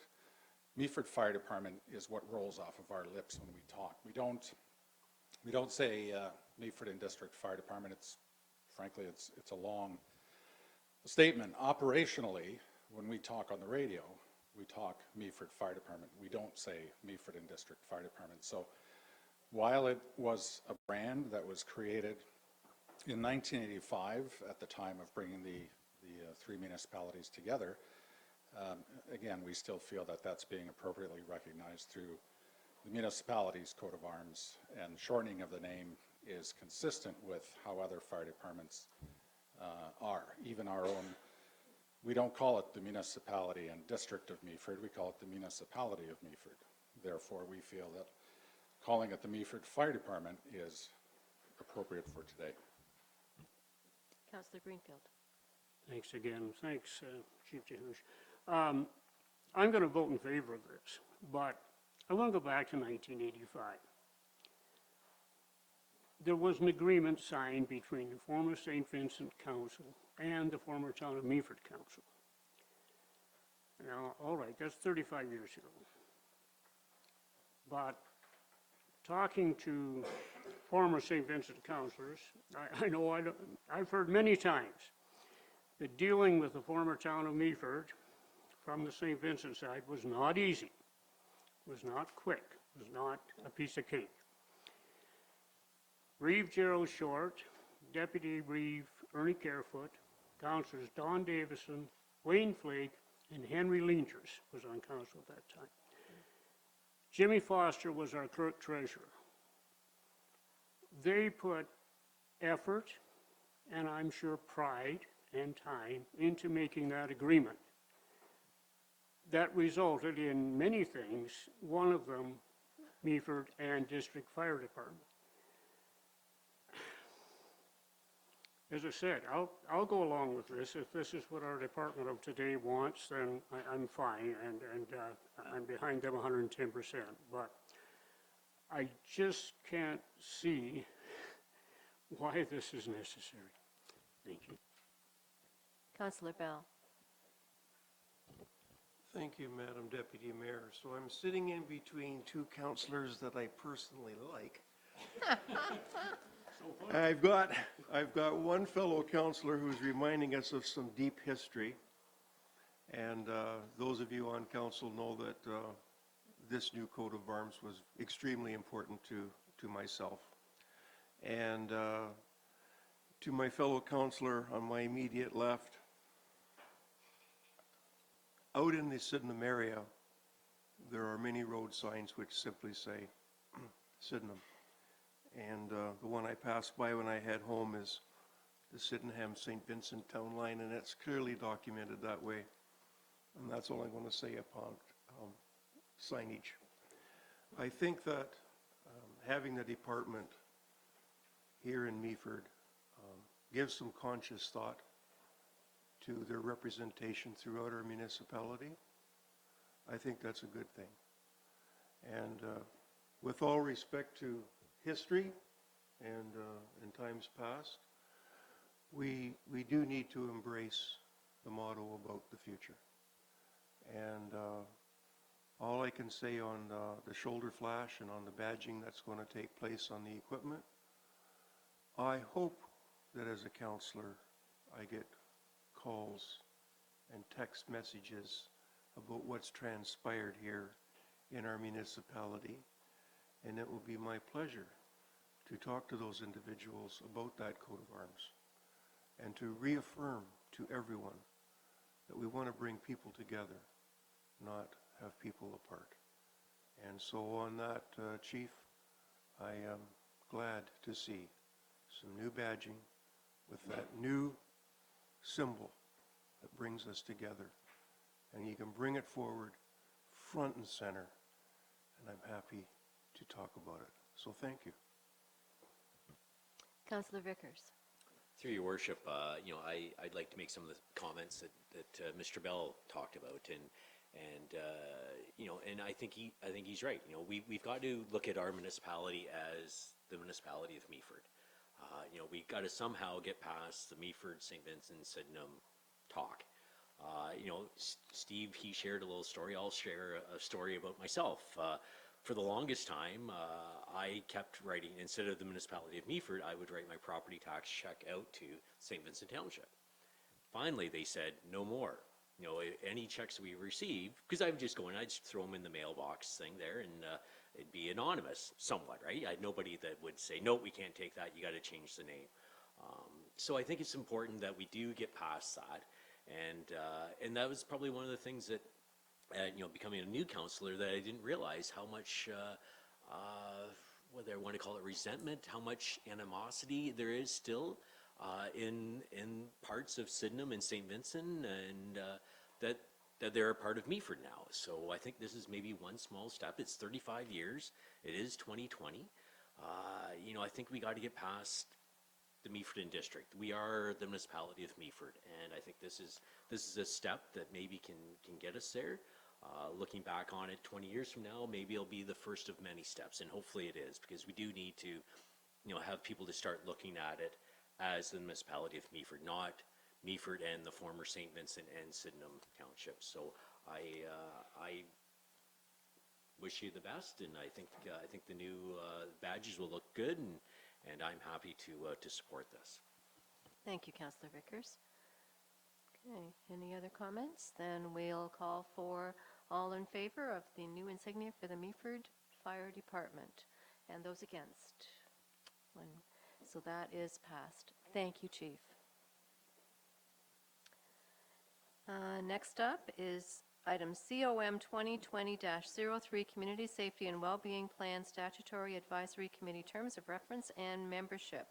A mover and a seconder, please, to put this on the table. Councillor Greenfield and Councillor Bell. And Mr. Smith, I believe you're going to speak to this. I am indeed, Deputy Mayor. Sorry about that. This is a step for us towards our community safety and wellbeing plan. As we've talked in a number of previous reports, we must have what's called the Statutory Advisory Committee, and it must be made up of a variety of specific types of people representing different sectors like education and health and social services and so on. Our plan coordinator, Anne McCullough, has developed the terms of reference that's gone through our internal project team and has been out with some of the proposed members of the advisory committee, and we're all happy with that going ahead as sort of giving some guidance to that advisory committee as they assist staff in doing the public consultation, developing the plan and advising council on what we should do going forward. Associated with that is a list of names of people that we propose to nominate to that committee. That bylaw will come forward on the 27th so that we can actually start to have some meetings. All of these people we've been in touch with, all are very excited to be part of this project, and I think it's looking like it's going to be a real positive thing. Thank you, Mr. Smith, and I agree. It's quite exciting, actually. I'll just ask you a question, if I may, to begin. I have, and I don't know other councillors perhaps have had as well, people approach them saying they'd like to be part of this project in some way. Is there a way that other residents can be part of this? Absolutely. In fact, we want as much input and as much participation as we can possibly get. One of the beauties of doing this on our own as opposed to in a larger group is that it is our intention that we will reach out to every household in the municipality, whereas most of the other larger scale plans are sort of doing a random sample or expecting a fairly small response rate. This is the Statutory Advisory Committee because we have to have a group that's made up of a certain type of people, and obviously you don't want a group that's 35 people big if we're trying to sort of give some advice to council and make some decisions. What we're going to be doing during the course of the next 12 months is having things that we're calling practitioner working groups and practitioner focus groups about specific subject areas. So many of those people that have been in touch with members of council will be able to participate in those. Beyond that, if they're not representing a particular social service or just have a comment about the municipality and the safety and well-being in our community, there'll be lots of focus groups for the public to come to. We're intending to visit the Rotary Club and the 55 Plus Club and the Sydenham Optimists and the Bognor Hall Board and pretty much every group that you can possibly imagine. And if you've got others that I haven't thought of, please let me know. We'll go out to talk to all of those in group settings. We'll also be doing some focus groups based on people who respond to our survey. At the bottom of that, there'll be a section that says, if you'd like to talk about this further, we're willing to participate in a focus group. Please let us know who you are so we can pull some of those in. Lastly, Hannah and I are both delighted to chat to anybody who wants to talk to us about this. We'll take all the input that we can get, so get those folks to get in touch with us, and we'll happily talk. Thank you, Matt, so much. Any other questions? Councillor Bell. Thanks, Deputy Mayor Keaveney. To Matt. Matt, one of the elements inside this is the OPP. And we have an OPP, our Policing Advisory Committee. Is it a little bit out of line for me to ask about that right now, whether we be doubling up on that energy for input with OPP and our policing services, when policing services is definitely going to be looked at inside this? Are you at liberty to make any comment, or should you and I? Absolutely. Yeah, no, I can absolutely comment on that. I don't actually think it's doubling up. I think there's representation from both on both groups. You'll note in here that one of the additional non-mandatory people that we're suggesting is a representative from the Community Policing Advisory Committee. Because I think that Community Policing Advisory Committee's got a clear role as sort of taking input specifically about policing. The Community Safety and Wellbeing Plan was designed through the Police Services Act, so it's of course about policing. But I think we all know that this community, thankfully, is a low crime area. So when I look at what we're going to do through the Community Safety and Wellbeing Plan, I don't think it's actually going to be about changing policing procedures. I don't think it's going to be about changing policing levels. In fact, it can't be, because we can't require the OPP to do that unless we're going to pay the OPP more money to do it. What it is going to do is look at all the things that we can do to try and prevent the need for policing. So having the police input in there to say, well, we go to all of these calls. We talk regularly when Inspector Murray is here about 911 calls, drop 911 calls. Through this work with other agencies, with our communications team, can we do something to reduce those 911 calls? That reduces the pressures on the police service, it reduces our bill at the end of the year. So the police may well be able to identify issues within our community, but I don't think they're going to be, I don't think the way we solve it is going to be about policing, whereas the Policing Advisory Committee is specifically about policing. Okay, Councillor Greenfield. Thank you, Deputy Mayor Keaveney. Through you to Mr. Smith. I'm assuming that Hannah will be supplying council members with copies of the minutes of these meetings, but we are investing a considerable amount of money into this community safety well-being plan. Can we have a spokesperson from this group come to us maybe every 6 months and give us updates? We need to stay close. Absolutely, and I think there's multiple ways in our project plan that we're continuing to develop that we intend to sort of liaise with council on this. Mayor Clumpus is the municipal rep on this committee, and so my intention is that after a meeting, in the same way as we do with our Heritage Advisory Committee and Accessibility Advisory Committee, a verbal update from a councillor will be on the agenda after we've had each one of these meetings. So the first one of those will be our first scheduled meeting of this committee is January the 30th, and so we would have something on the agenda for February 10th for Mayor Clumpus to give council an update on that. I also know that Hannah and I will be bringing information forward to council on a regular basis. At least once a quarter through this process, we'll be coming in to say, here's where we're up to, here's what's happened, here's the things that we're thinking, here's the input that we've had from the community and from the advisory committee, because absolutely it's important that the council's sort of a part of that, because you have to approve the plan at the end, so there's not a lot of point us coming up with something that I'm going to walk into this room and you're all going to look at me and go, So we need your input all the way along, absolutely. Okay, no other questions for Matt? Then I will call for an all in favor. Thank you very much. Corporate Services, item COR 2020-01, pre-budget approval for the Tot Dock for the Meaford Blue Dolphin Pool. A mover and a seconder, please. Councillor Bell, and over to you, Mr. Chapman. Yes, through the Deputy Mayor, I need for Council to give me approval to spend $3,000. Since the budget is not approved, this is a capital item, we need your approval to move forward on this. Okay. Any questions for Darcy? All in favor of a Tot Dock? Thank you. Item COR 2020-02, pre-budget approval for the ATV with tracks and trailer. And could we have a mover and a seconder? Councillor Bell and Councillor Greenfield. And back to you, Mr. Chapman. Yes, through Deputy Mayor, again, this is another one of those. It's well under $150,000, but because the budget is yet to be passed, we need to get approval. The fire department would like to get rolling with this. They have received prices for all of the different apparatus plus the ATV and trailer itself, and we want to award so that we can get this stuff in-house and get using it sooner rather than later. And everything coming in under budget, so that's also a good thing.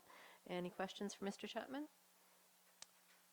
Mr. Smith. I'll just add, because it's a good news story, we do think that our donation level is currently above what we initially said in the budget as well, so that will sort of narrow some of those fund needs down. That's great. Well done, Chief. Okay, all in favor? Let's get ourselves an ATV. Okay. Yeah. Do a ride along, perhaps? Yeah. Development Services, item DEV 2020-02, Cannabis Retail Policy Statement. A mover and a seconder, please. Councillor Bell and Councillor Bartney. And Liz, you're going to speak to this? Yes, thank you very much. So if we think back a year, we were at this time last year discussing whether or not to permit cannabis retail stores within the municipality of Meaford. Council ultimately did support that the municipality would allow for these stores. However, at that point in time, the province had not opened up licensing broadly to allow for cannabis retail stores in a municipality of our size. As of January 6th, that process has now been opened, and I think we'll start seeing license issuances coming forward in April. They're looking to be issuing 20 to 30 new stores per month over the course of this year across the province. And so that does open the door that we may potentially see a store proposed for our municipality.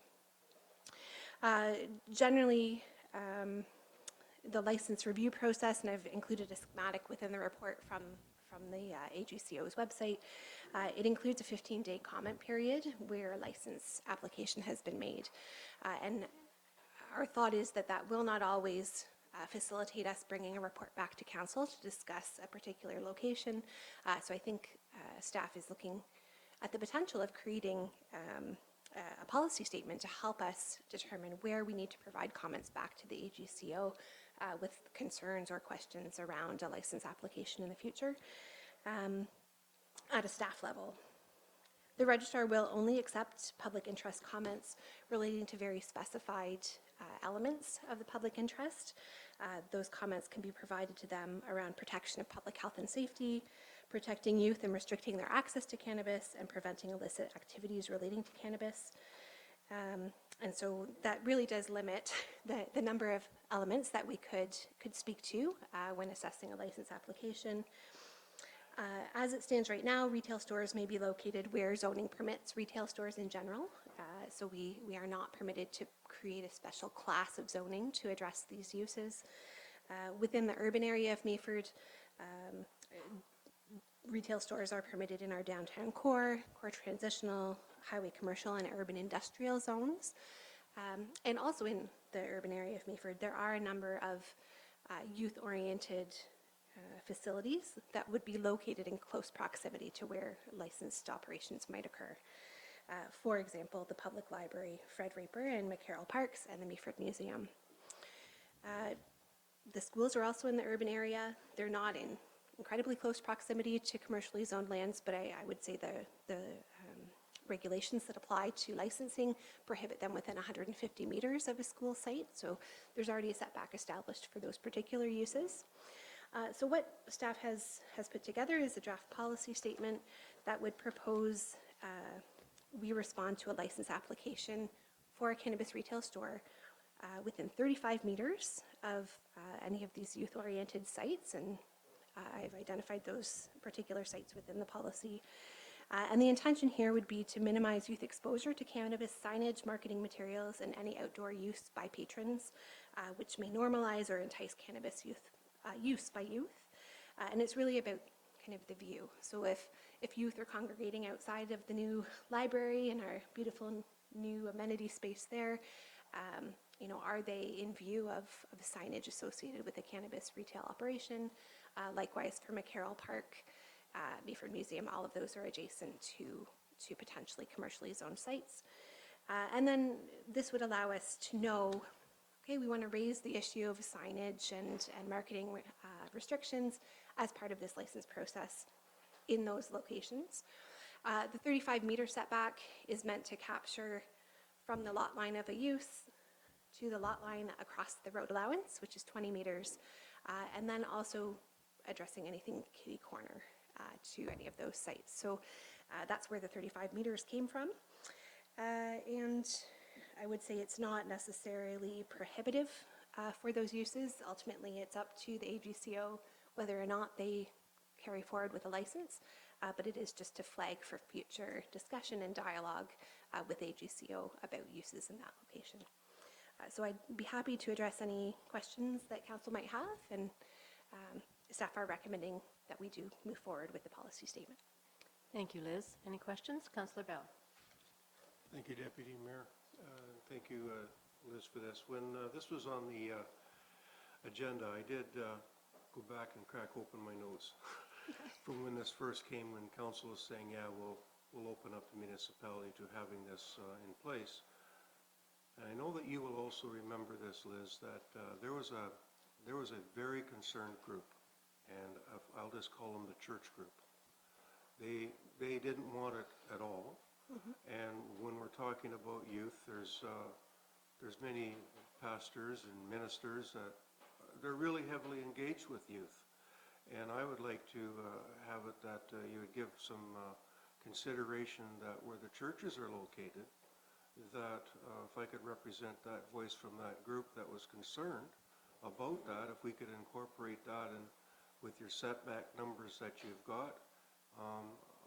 I thought about this before I asked permission to speak here. I really believe that I would like to see the setback from the churches. If we can incorporate that when you look at the map, what would be left open for those locations that would possibly want to have a storefront. So I appreciate that if you give that consideration, Liz. Thank you. Thank you, Councillor Bell. And just sort of on that note, and I know Meaford Hall isn't necessarily heard from the Meaford Culture Foundation about how many youth events they support, whether we should give consideration to Meaford Hall in the setback requirements as well. Okay. Other questions for Liz? Councillor Vickers. Through your worship, the 150 meters, is that a provincial? That's a provincial number, that's not, but our municipal number could be that 35 meters. Is that correct? Am I understanding? Through you, Deputy Mayor. So the provincial legislation requires a setback of 150 meters from a public school. The 35 meters would pertain to our local requirement, and that would be, I guess really it's kind of a screening type of tool, so that we would say to the AGCO in considering a license, you know, it is in proximity, in view of a youth-oriented facility, and therefore we'd like to open that dialogue. You know, if the signage is reserved, if it's, you know, maybe it doesn't have a big pot leaf on the front of the store, or you know, they're identifying it in a similar manner as any of the other retail operations would in the downtown, maybe it's not an issue. I just know that there are some examples where the names get pretty creative in terms of the stores, and I think they send you know, a very enticing message to youth around what is being sold in that store. But yes, we can establish that screening distance and recommend that they encourage people to site elsewhere within that 35-meter distance if it's in our policy. Thank you. Councillor Greenfield. Thanks, Deputy Mayor Keaveney. Thanks, Ms. Buckton, for your report. I did have an opportunity to get in to chat to Liz last week concerning this report. I really don't think it's adequate. I keep coming up with 50, which maybe isn't a big difference, but 35 meters in old language is about 110 feet. And I'm thinking in particular about the new library. 110 feet is certainly within eye shot of even old people like myself with poor eyesight, and likely earshot too. So I'm thinking 50 meters. The other thing is I wish the library board had had a chance to discuss this setback, because I'm seeing our new library as a very, very important part of our downtown, and I really don't want to have anything to interfere with the pending success of that facility. So For the sake of it, I'm going to throw out a friendly amendment to change this from 35 to 50 meters. That's my feeling. Thank you. Okay. And is there a seconder for Councillor Greenfield's amendment? Councillor Vickers? And any discussion on moving to 50 meters? Liz? If I may, I guess the one thing that I would caution council on is that we, I guess the parameters identified within the legislation and the regulations speak to the fact that we really cannot create a policy that would preclude a suitable location for a cannabis retail outlet. So the intention is not to say nowhere in the downtown, for example. The intention is to really target it specifically to one of those eligible public interests that we are able to comment on. And so as I said to Councillor Greenfield when we spoke, yes, it's an arbitrary number to some degree, but the intention behind it does need to be fairly solid in terms of why we're choosing that particular number. And in this case, that 35 meters would capture what is in direct view of one of these sites, either across the street or kitty corner across an intersection, without going substantially beyond that view shed for the property. And I think that to me kind of reflected that balance between still ensuring there would be potential suitable sites, but then restricting kind of the most potentially impacted sites from the youth-oriented properties. If I can add to that, Deputy Mayor, I think I'd say that all the comments I've heard are really valuable ones, but just to that extent, if we lifted it to 50 and included Meaford Hall and included the churches, we really would be excluding stores from downtown. And the AGCO will just not listen to our comments if our policy basically says that. Councillor Kentner. I think we have 4 blocks in urban Meaford, four blocks, and if it's 50 meters, I'm not sure that we wouldn't totally exclude in the best case scenario, a person could only rent a storefront in the middle of the block, I think, to be free of, speaking of the library anyway. I certainly empathize with your concern about the library, but I'm just not sure that we can have our cake and eat it here, too. Councillor Bartley. Thank you, Madam Deputy Mayor. And I certainly appreciate the comments from Councillor Bell and Councillor Greenfield.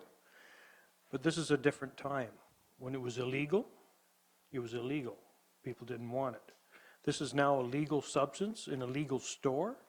If you're going to make up rules for this, you have to make up the same rule for the drugstore. They sell all kinds of drugs in there that they have to have a prescription to get. You would have to move the liquor store. You would have to do all kinds of things. According to the church, I don't want one beside a church. But I know several God-fearing people that go to church every Sunday that are now on CB oil. And they have to drive to Southampton, and they have to go to Collingwood to get it. So I think making a whole bunch of rules for a legitimate business that is now legal in this country, I think you're strapping yourself too thin. And I think 35 meters would be quite sufficient. Thank you. Councillor Vickers. Through your worship, so I would say that the 35 meters for the signage, because they are creative with their signage, and really they aren't trying to entice the God-fearing person that needs it to help their arthritis or their other medical problems. They're trying to entice maybe a younger person, a person that's willing to experiment with the drug. I don't think we should be trying to restrict it to people that need it for medical reasons at all. But I don't like the idea of having, big flashy signs or signs of any kind trying to entice a person that probably maybe wouldn't be exposed to it if it wasn't for those signs. So as far as the churches, I think it's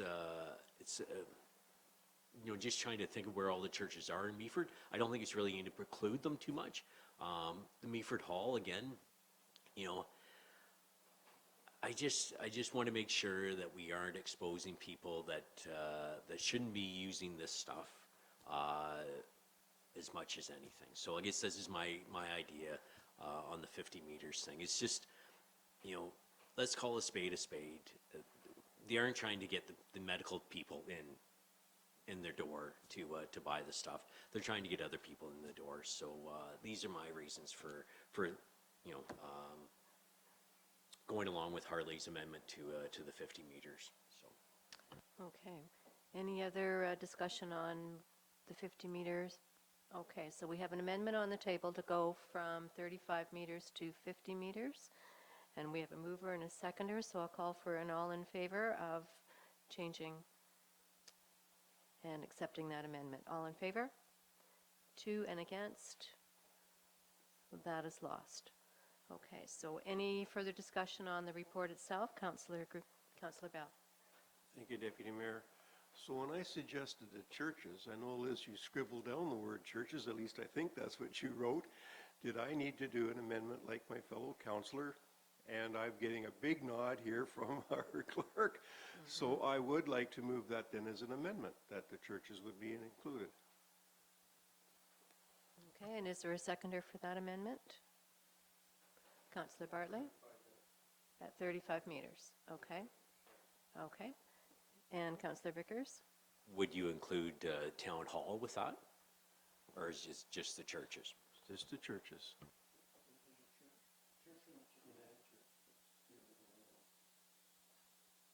Okay. So we have a mover and a seconder. Any discussion on the churches? Okay, so all in favor of the churches at 35 meters, 2, 3, 4. Okay, so the churches are included. Okay, so that takes us back then to the original report. Any further discussion on the report itself? Councillor Vickers? So if I can make an amendment, I would like to see the town hall to be included in this, into this list. Okay. Through Mr. you, Smith? through you, Deputy Mayor, just so we get this right, I'm assuming we mean Meaford Hall, not the municipal offices. Correct. Just... No. Okay. Is there a seconder for Meaford Hall? Thank you, Councillor Bell. Okay, any discussion on Meaford Hall being added to the list at 35-meter setback? Okay, and all in favor of Meaford Hall? 2, 3, and 3 in favor, and those against? 2. So that is 1. Mr. Smith? Through your worship, counts as a defeated motion, because... Okay. Okay, so that is 4 and against is 2. So that is 1. Okay. Thank you. And then we must vote on the original report. So we had a mover and a seconder, so all in favor then with the amendments. Thank you very much. Okay. No reports under infrastructure service. Kentner. Do, and if this goes on, then it can be part of the correspondence. This is the County Council meeting of January on a motion from Hanover and Owen Sound to establish attendance of one who uses 15% of the job. Owen Sound is 120, but produces 35% of the jobs and has a wait list of 75% for affordable housing. People can sign up on a number of communities' wait lists, so that's why the figures are as they are. So also between them, Owen Sound and Hanover have 60% of the Ontario Works clients in Grey County and 36% of the ODSP clients in Grey and Bruce counties combined. What you need to know is that there's already a task force on Town of Blue Mountains, and last Thursday, Council voted to set up task forces on affordable housing and climate change. And there was concern that the task forces could be duplicating the work of staff and would be impacting the cost of county governance.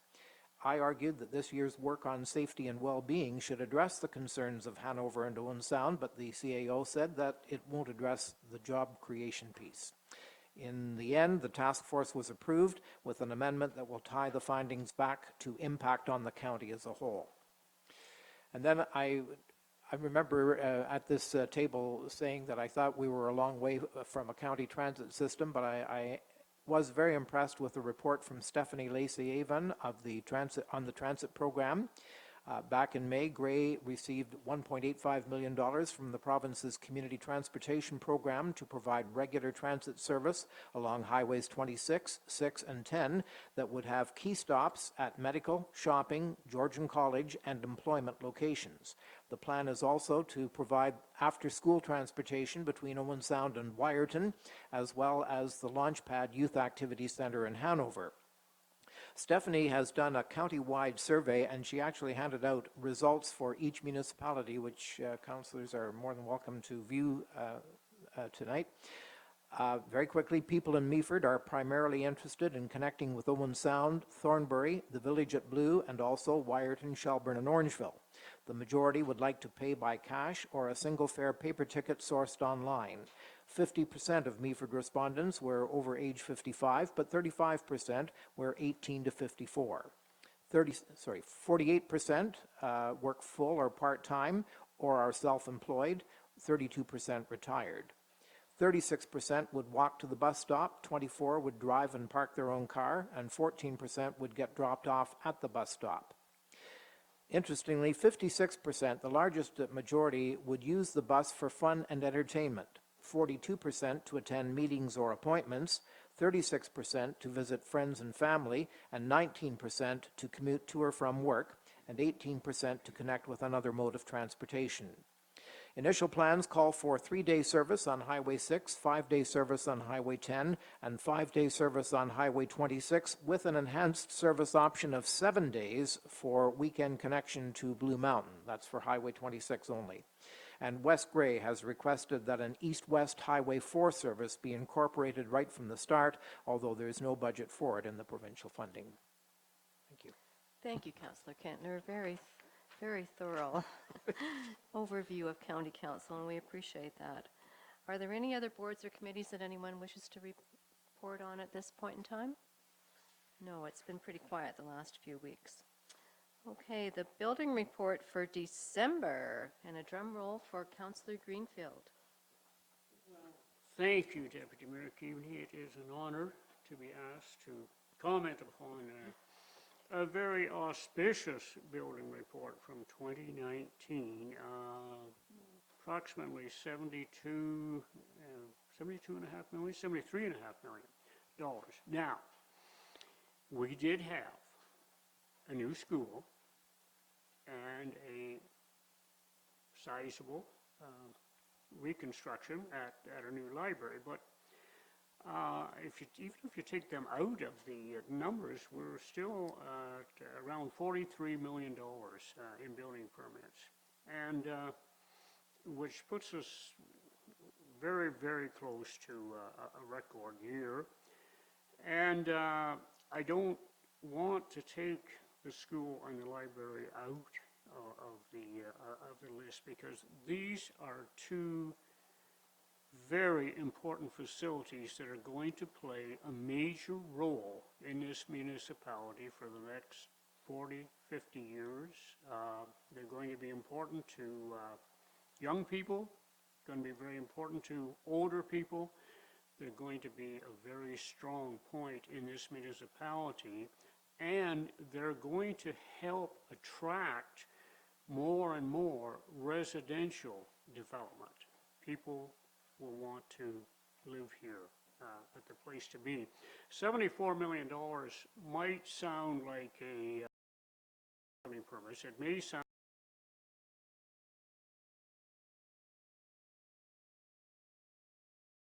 that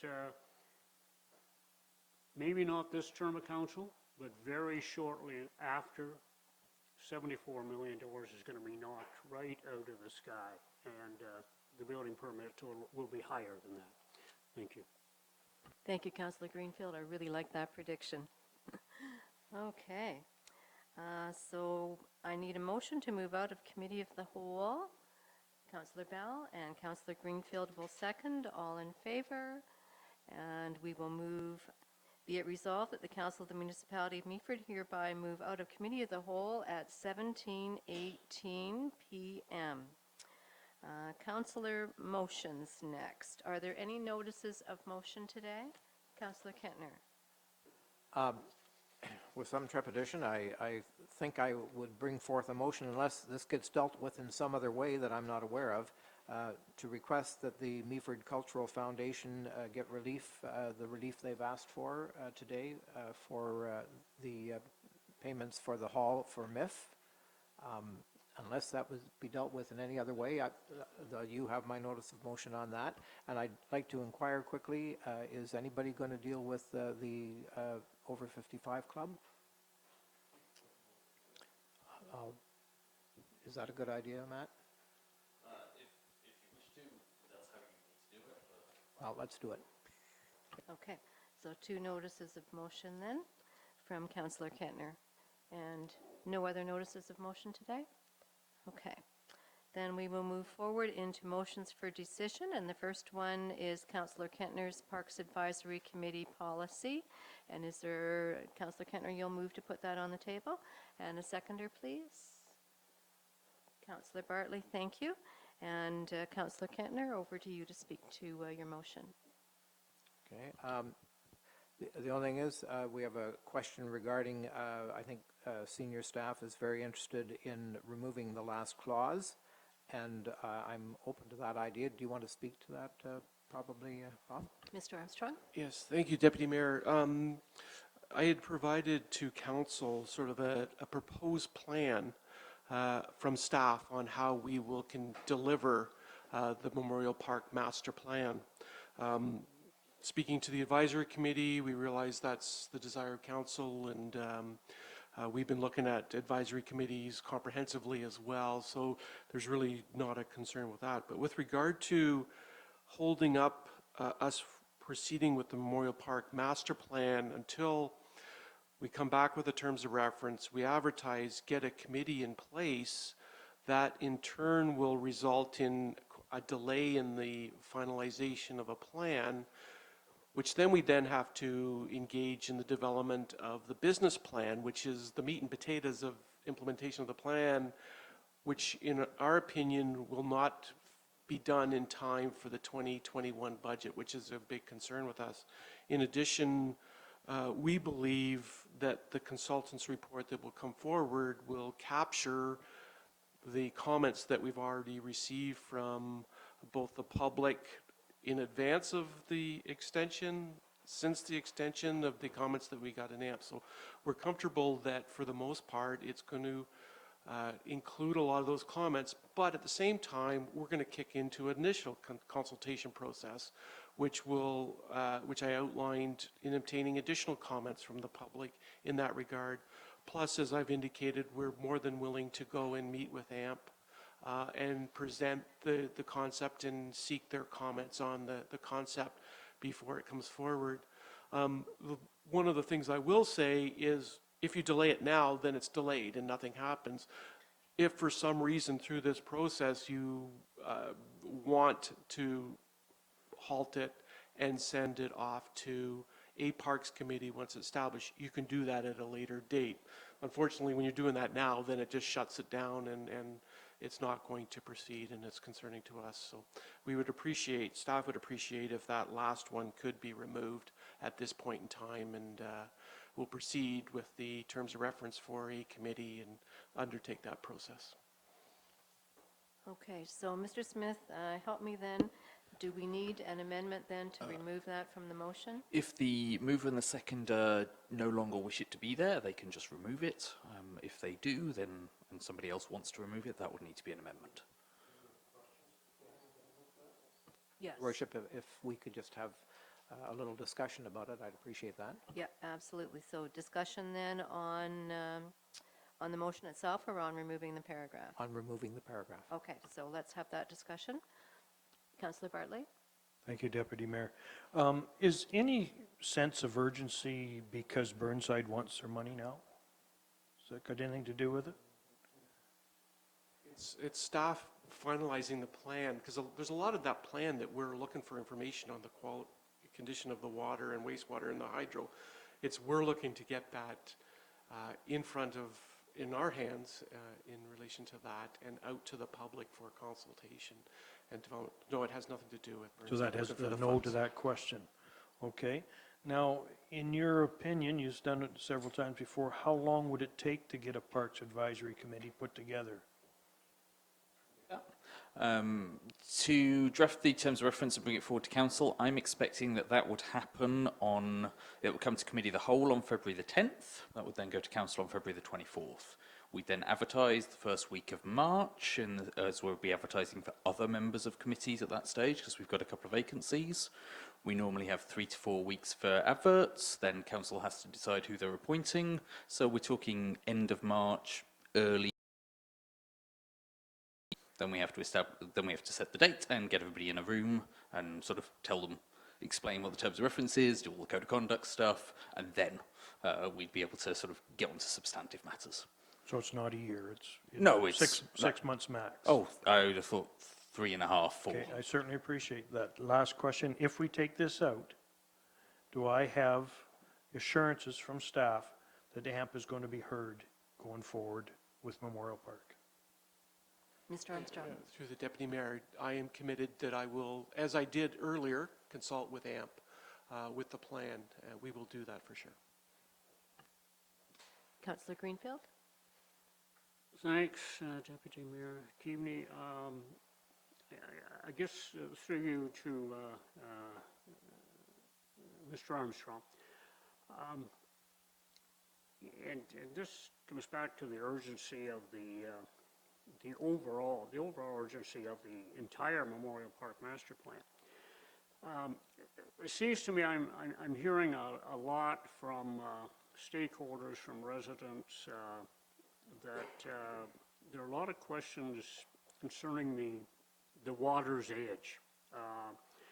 Things like, well, parking of RV vehicles, for instance. But is it going to be a people place? Is it going to be vehicle parking close to the water's edge? Is it going to be, are the dogs going to be allowed there? There seems to be a lot of water's edge questions. And I've read a couple of different sources that tell us that this high water is not going to go down the 1st of May this year. It could be with us for another couple of years.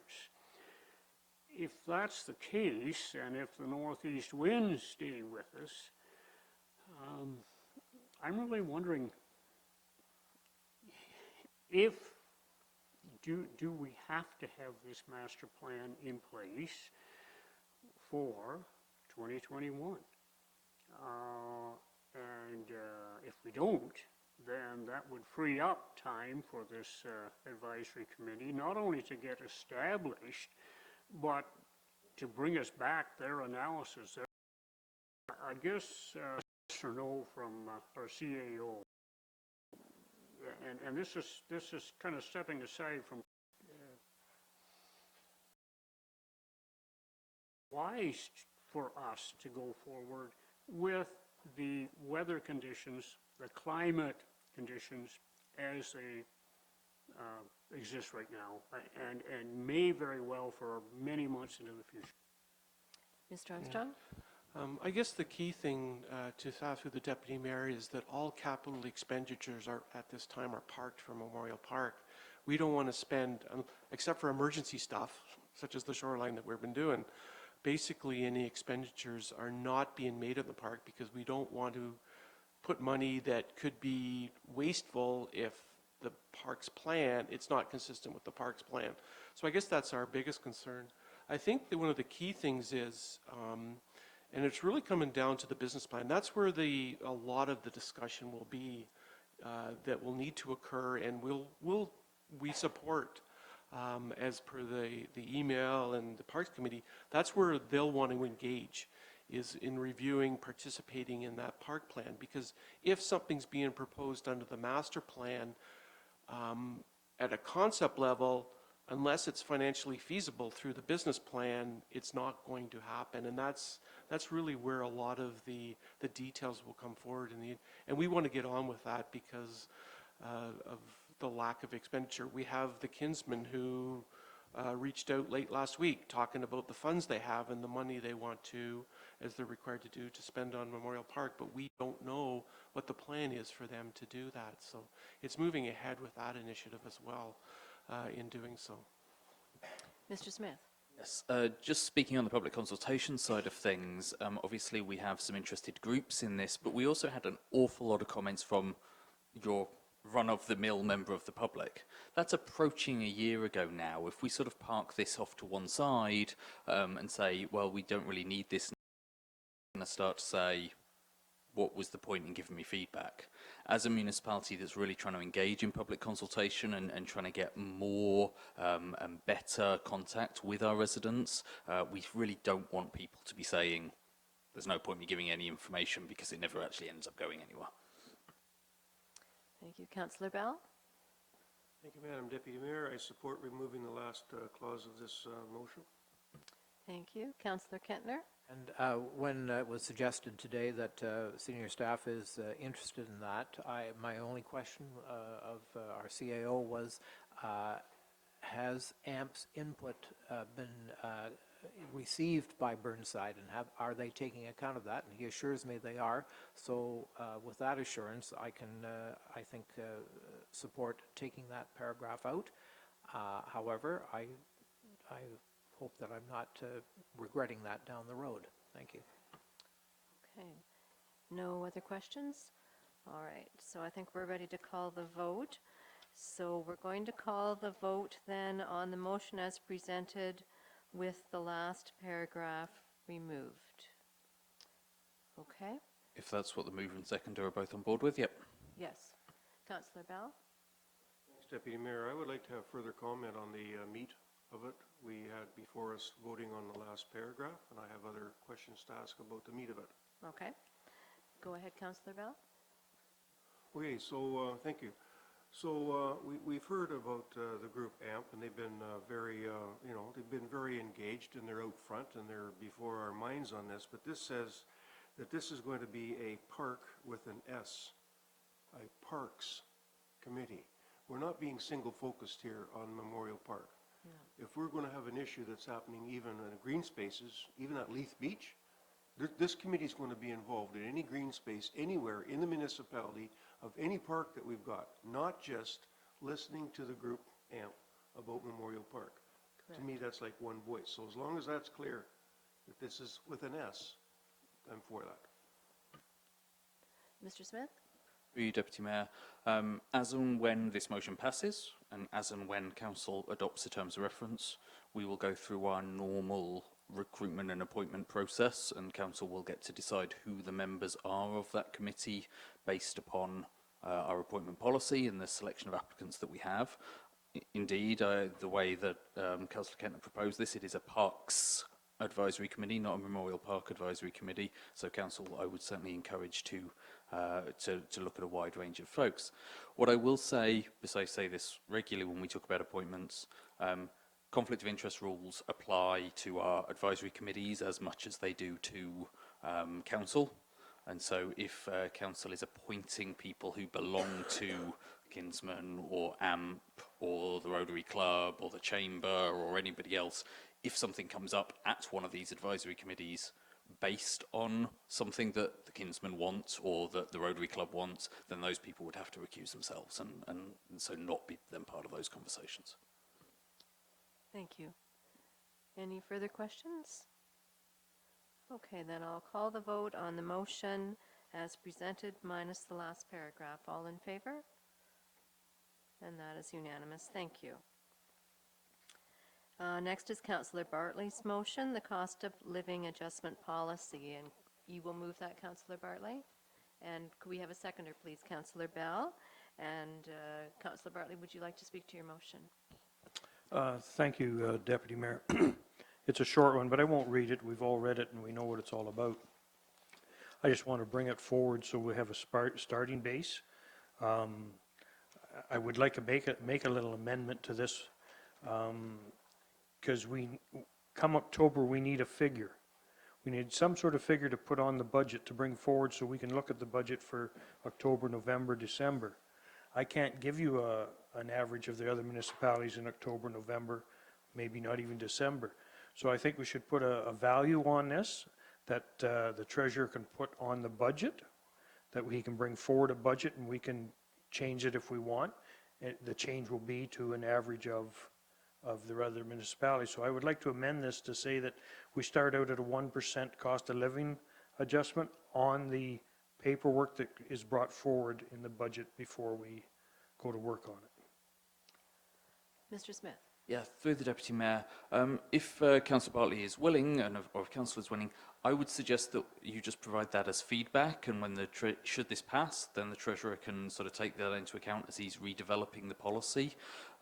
We don't really need to be specific about this, because then the Treasurer can sort of give his best guidance on how to get that process started, and Council at the time of the policy can make any amendments that they need to make. Okay, you're okay with that, Councillor Bartley? I am. Okay, so any other discussion then on Councillor Bartley's motion? Councillor Bell? Well, actually, thank you, Deputy Mayor. I would like to support the amendment from the mover, and that's because when we started our budgetary process this year, we were 4.56 right out the gate. 1 to roads, 1 to bridges, half to corporate, 2.06 cost of living. So right out the gate, we were at 4.56. If we do 1% as a starting point for the wage increases for the municipal staff, we'll be 3.5% right out the gate. And of course, in that next time period, it'll be up for conversation about, do we continue 1 to roads, 1 to bridges, and 0.5% to corporate facilities?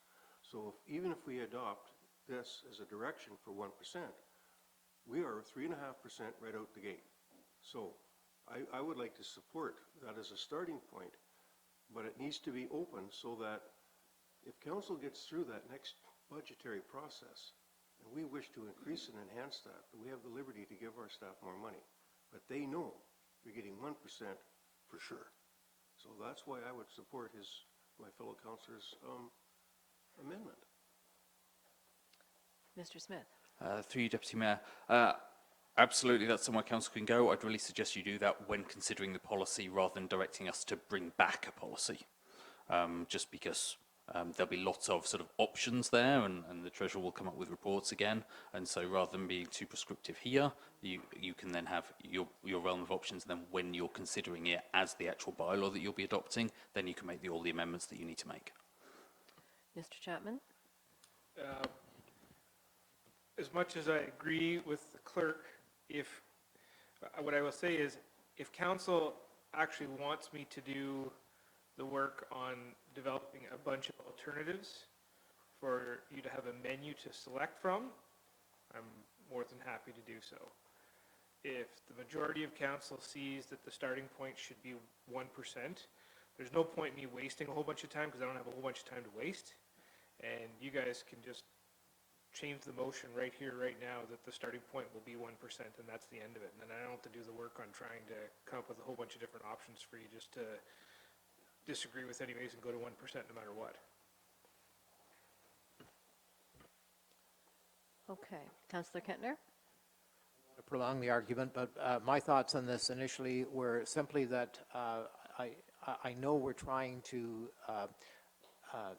treat staff fairly, and we're trying to treat ratepays fairly, and so we're looking for something that is close to the average of what our neighbors are doing, but it's also part of our mandate to show leadership in municipal government, and to my way of thinking, agreeing to be the average of everybody around us is not showing leadership.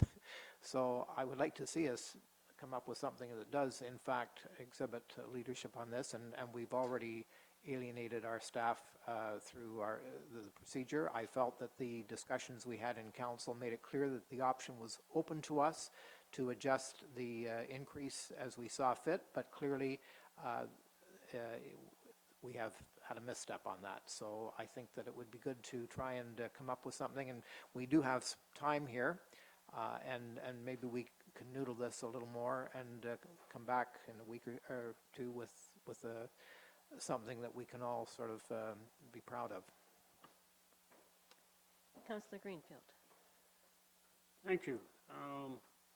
Well, first of all, I want to thank Councillor Bartley for bringing something forward, because we have had some difficulties in the past of coming up with the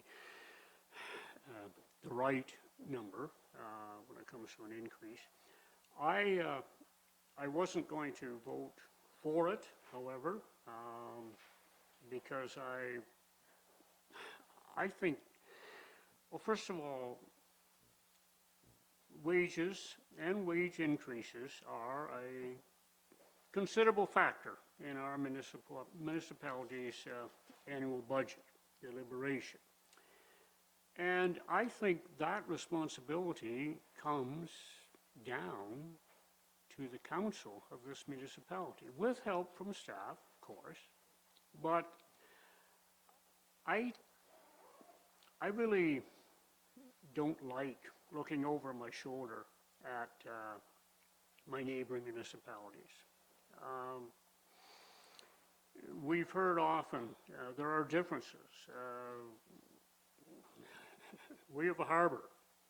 Some of our neighbors don't have a harbor. We have a pool. Some of our neighbors don't have a pool. Some of our neighbors don't even have a library in their home municipality. They don't have a Meaford Hall. Georgian Bluff says 3 municipal bridges. We have 80.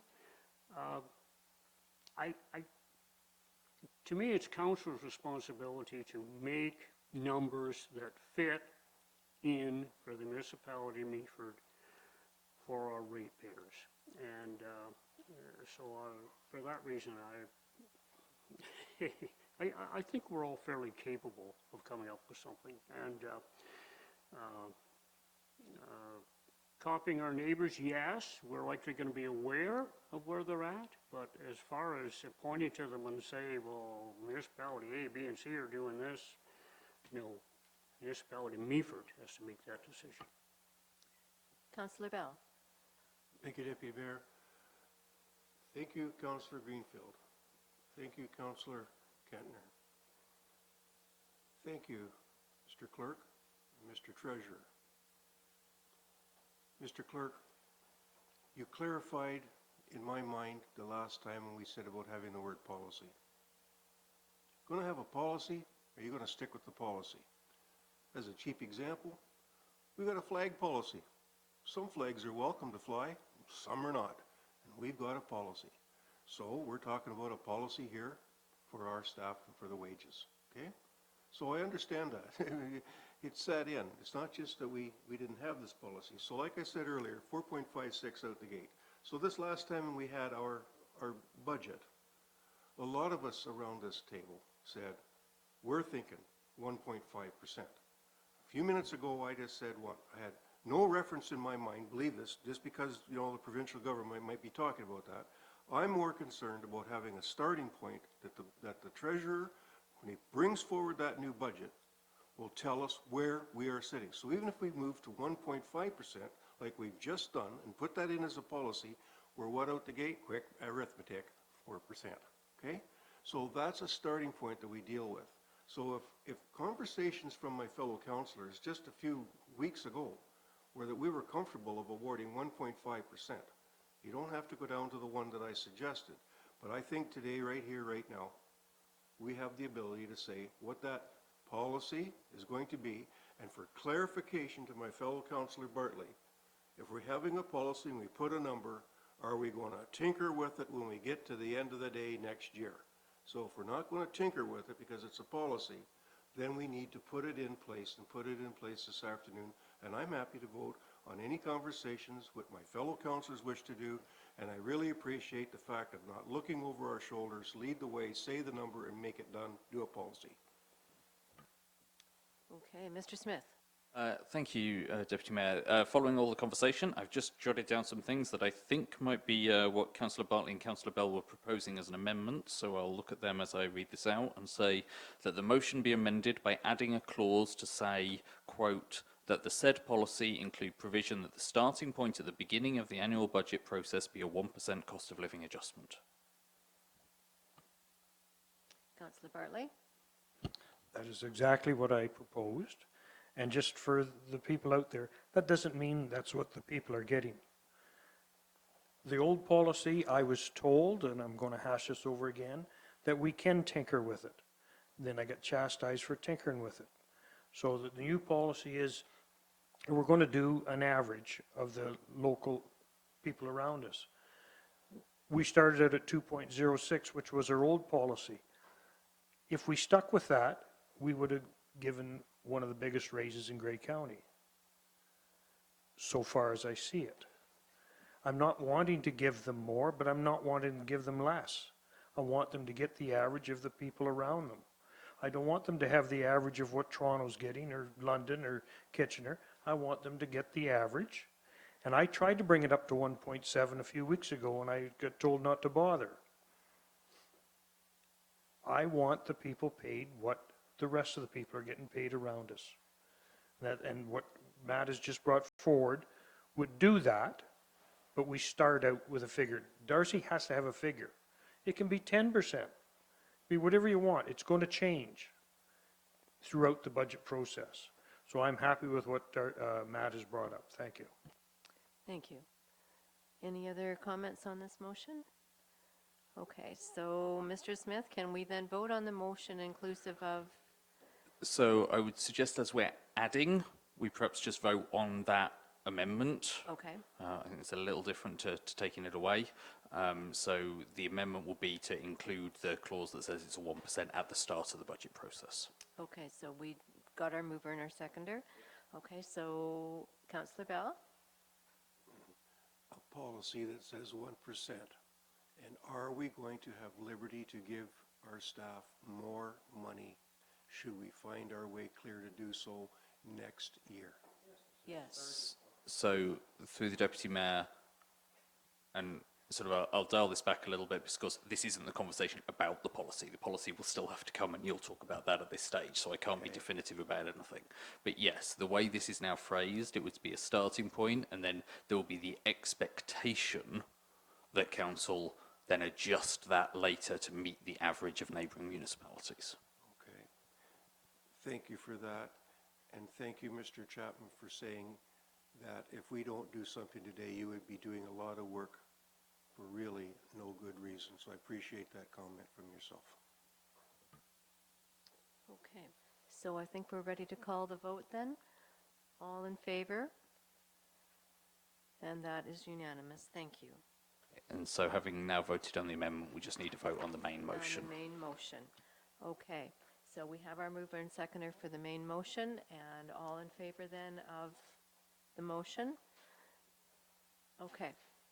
You're okay, Councillor Kentner? Yes. Yep, the original motion inclusive of the statement to add the 1%. Okay, so we're unanimous on that and accepted. Thank you. Okay, adoption of minutes. Council meeting of December the 16th, 2019. A mover and a seconder, please. Councillor Kentner and Councillor Greenfield. And is there any discussion on those minutes? I just noticed myself that there wasn't a mover and seconder. Queensbush deeming bylaw request. Okay, that was the only thing I caught. And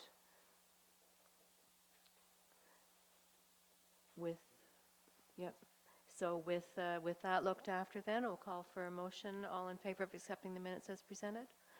Thank you. Is there anything anyone wishes to pull from communications? We've dealt with the letter for the Meaford Culture Foundation. Councillor Greenfield. Yes, and I've lost my page, but it's the one from the city of Woodstock concerning single-use plastic handled shopping bags. It's about halfway down, I think. Anything else anyone wishes to pull?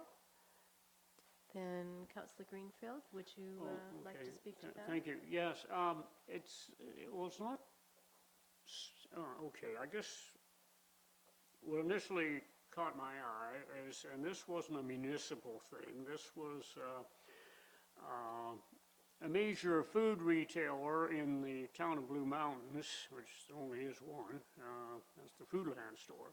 Has banned the use of plastic bags at their food line. There's no more No more Foodland bags. You bring your own bags or you buy a suitable bag from Mr. Sobey. Anyway, so I guess when I saw this, I thought of that. It doesn't really refer to that, but I am wondering, Woodstock has $5,000 in their budget to undertake a public education campaign to educate and encourage Woodstock residents to reduce and use consumption of single-use plastic shopping bags. I was just wondering, we have our community improvement plan, which helps pay for greening items as far as windows and doors, that kind of thing. Would there be any chance of using, say, $5,000 from that budget to undertake such a public education plan, or should I be bringing a notice of motion forward to get involved in something like this? Mr. Armstrong? Through the Deputy Mayor, that type of program would not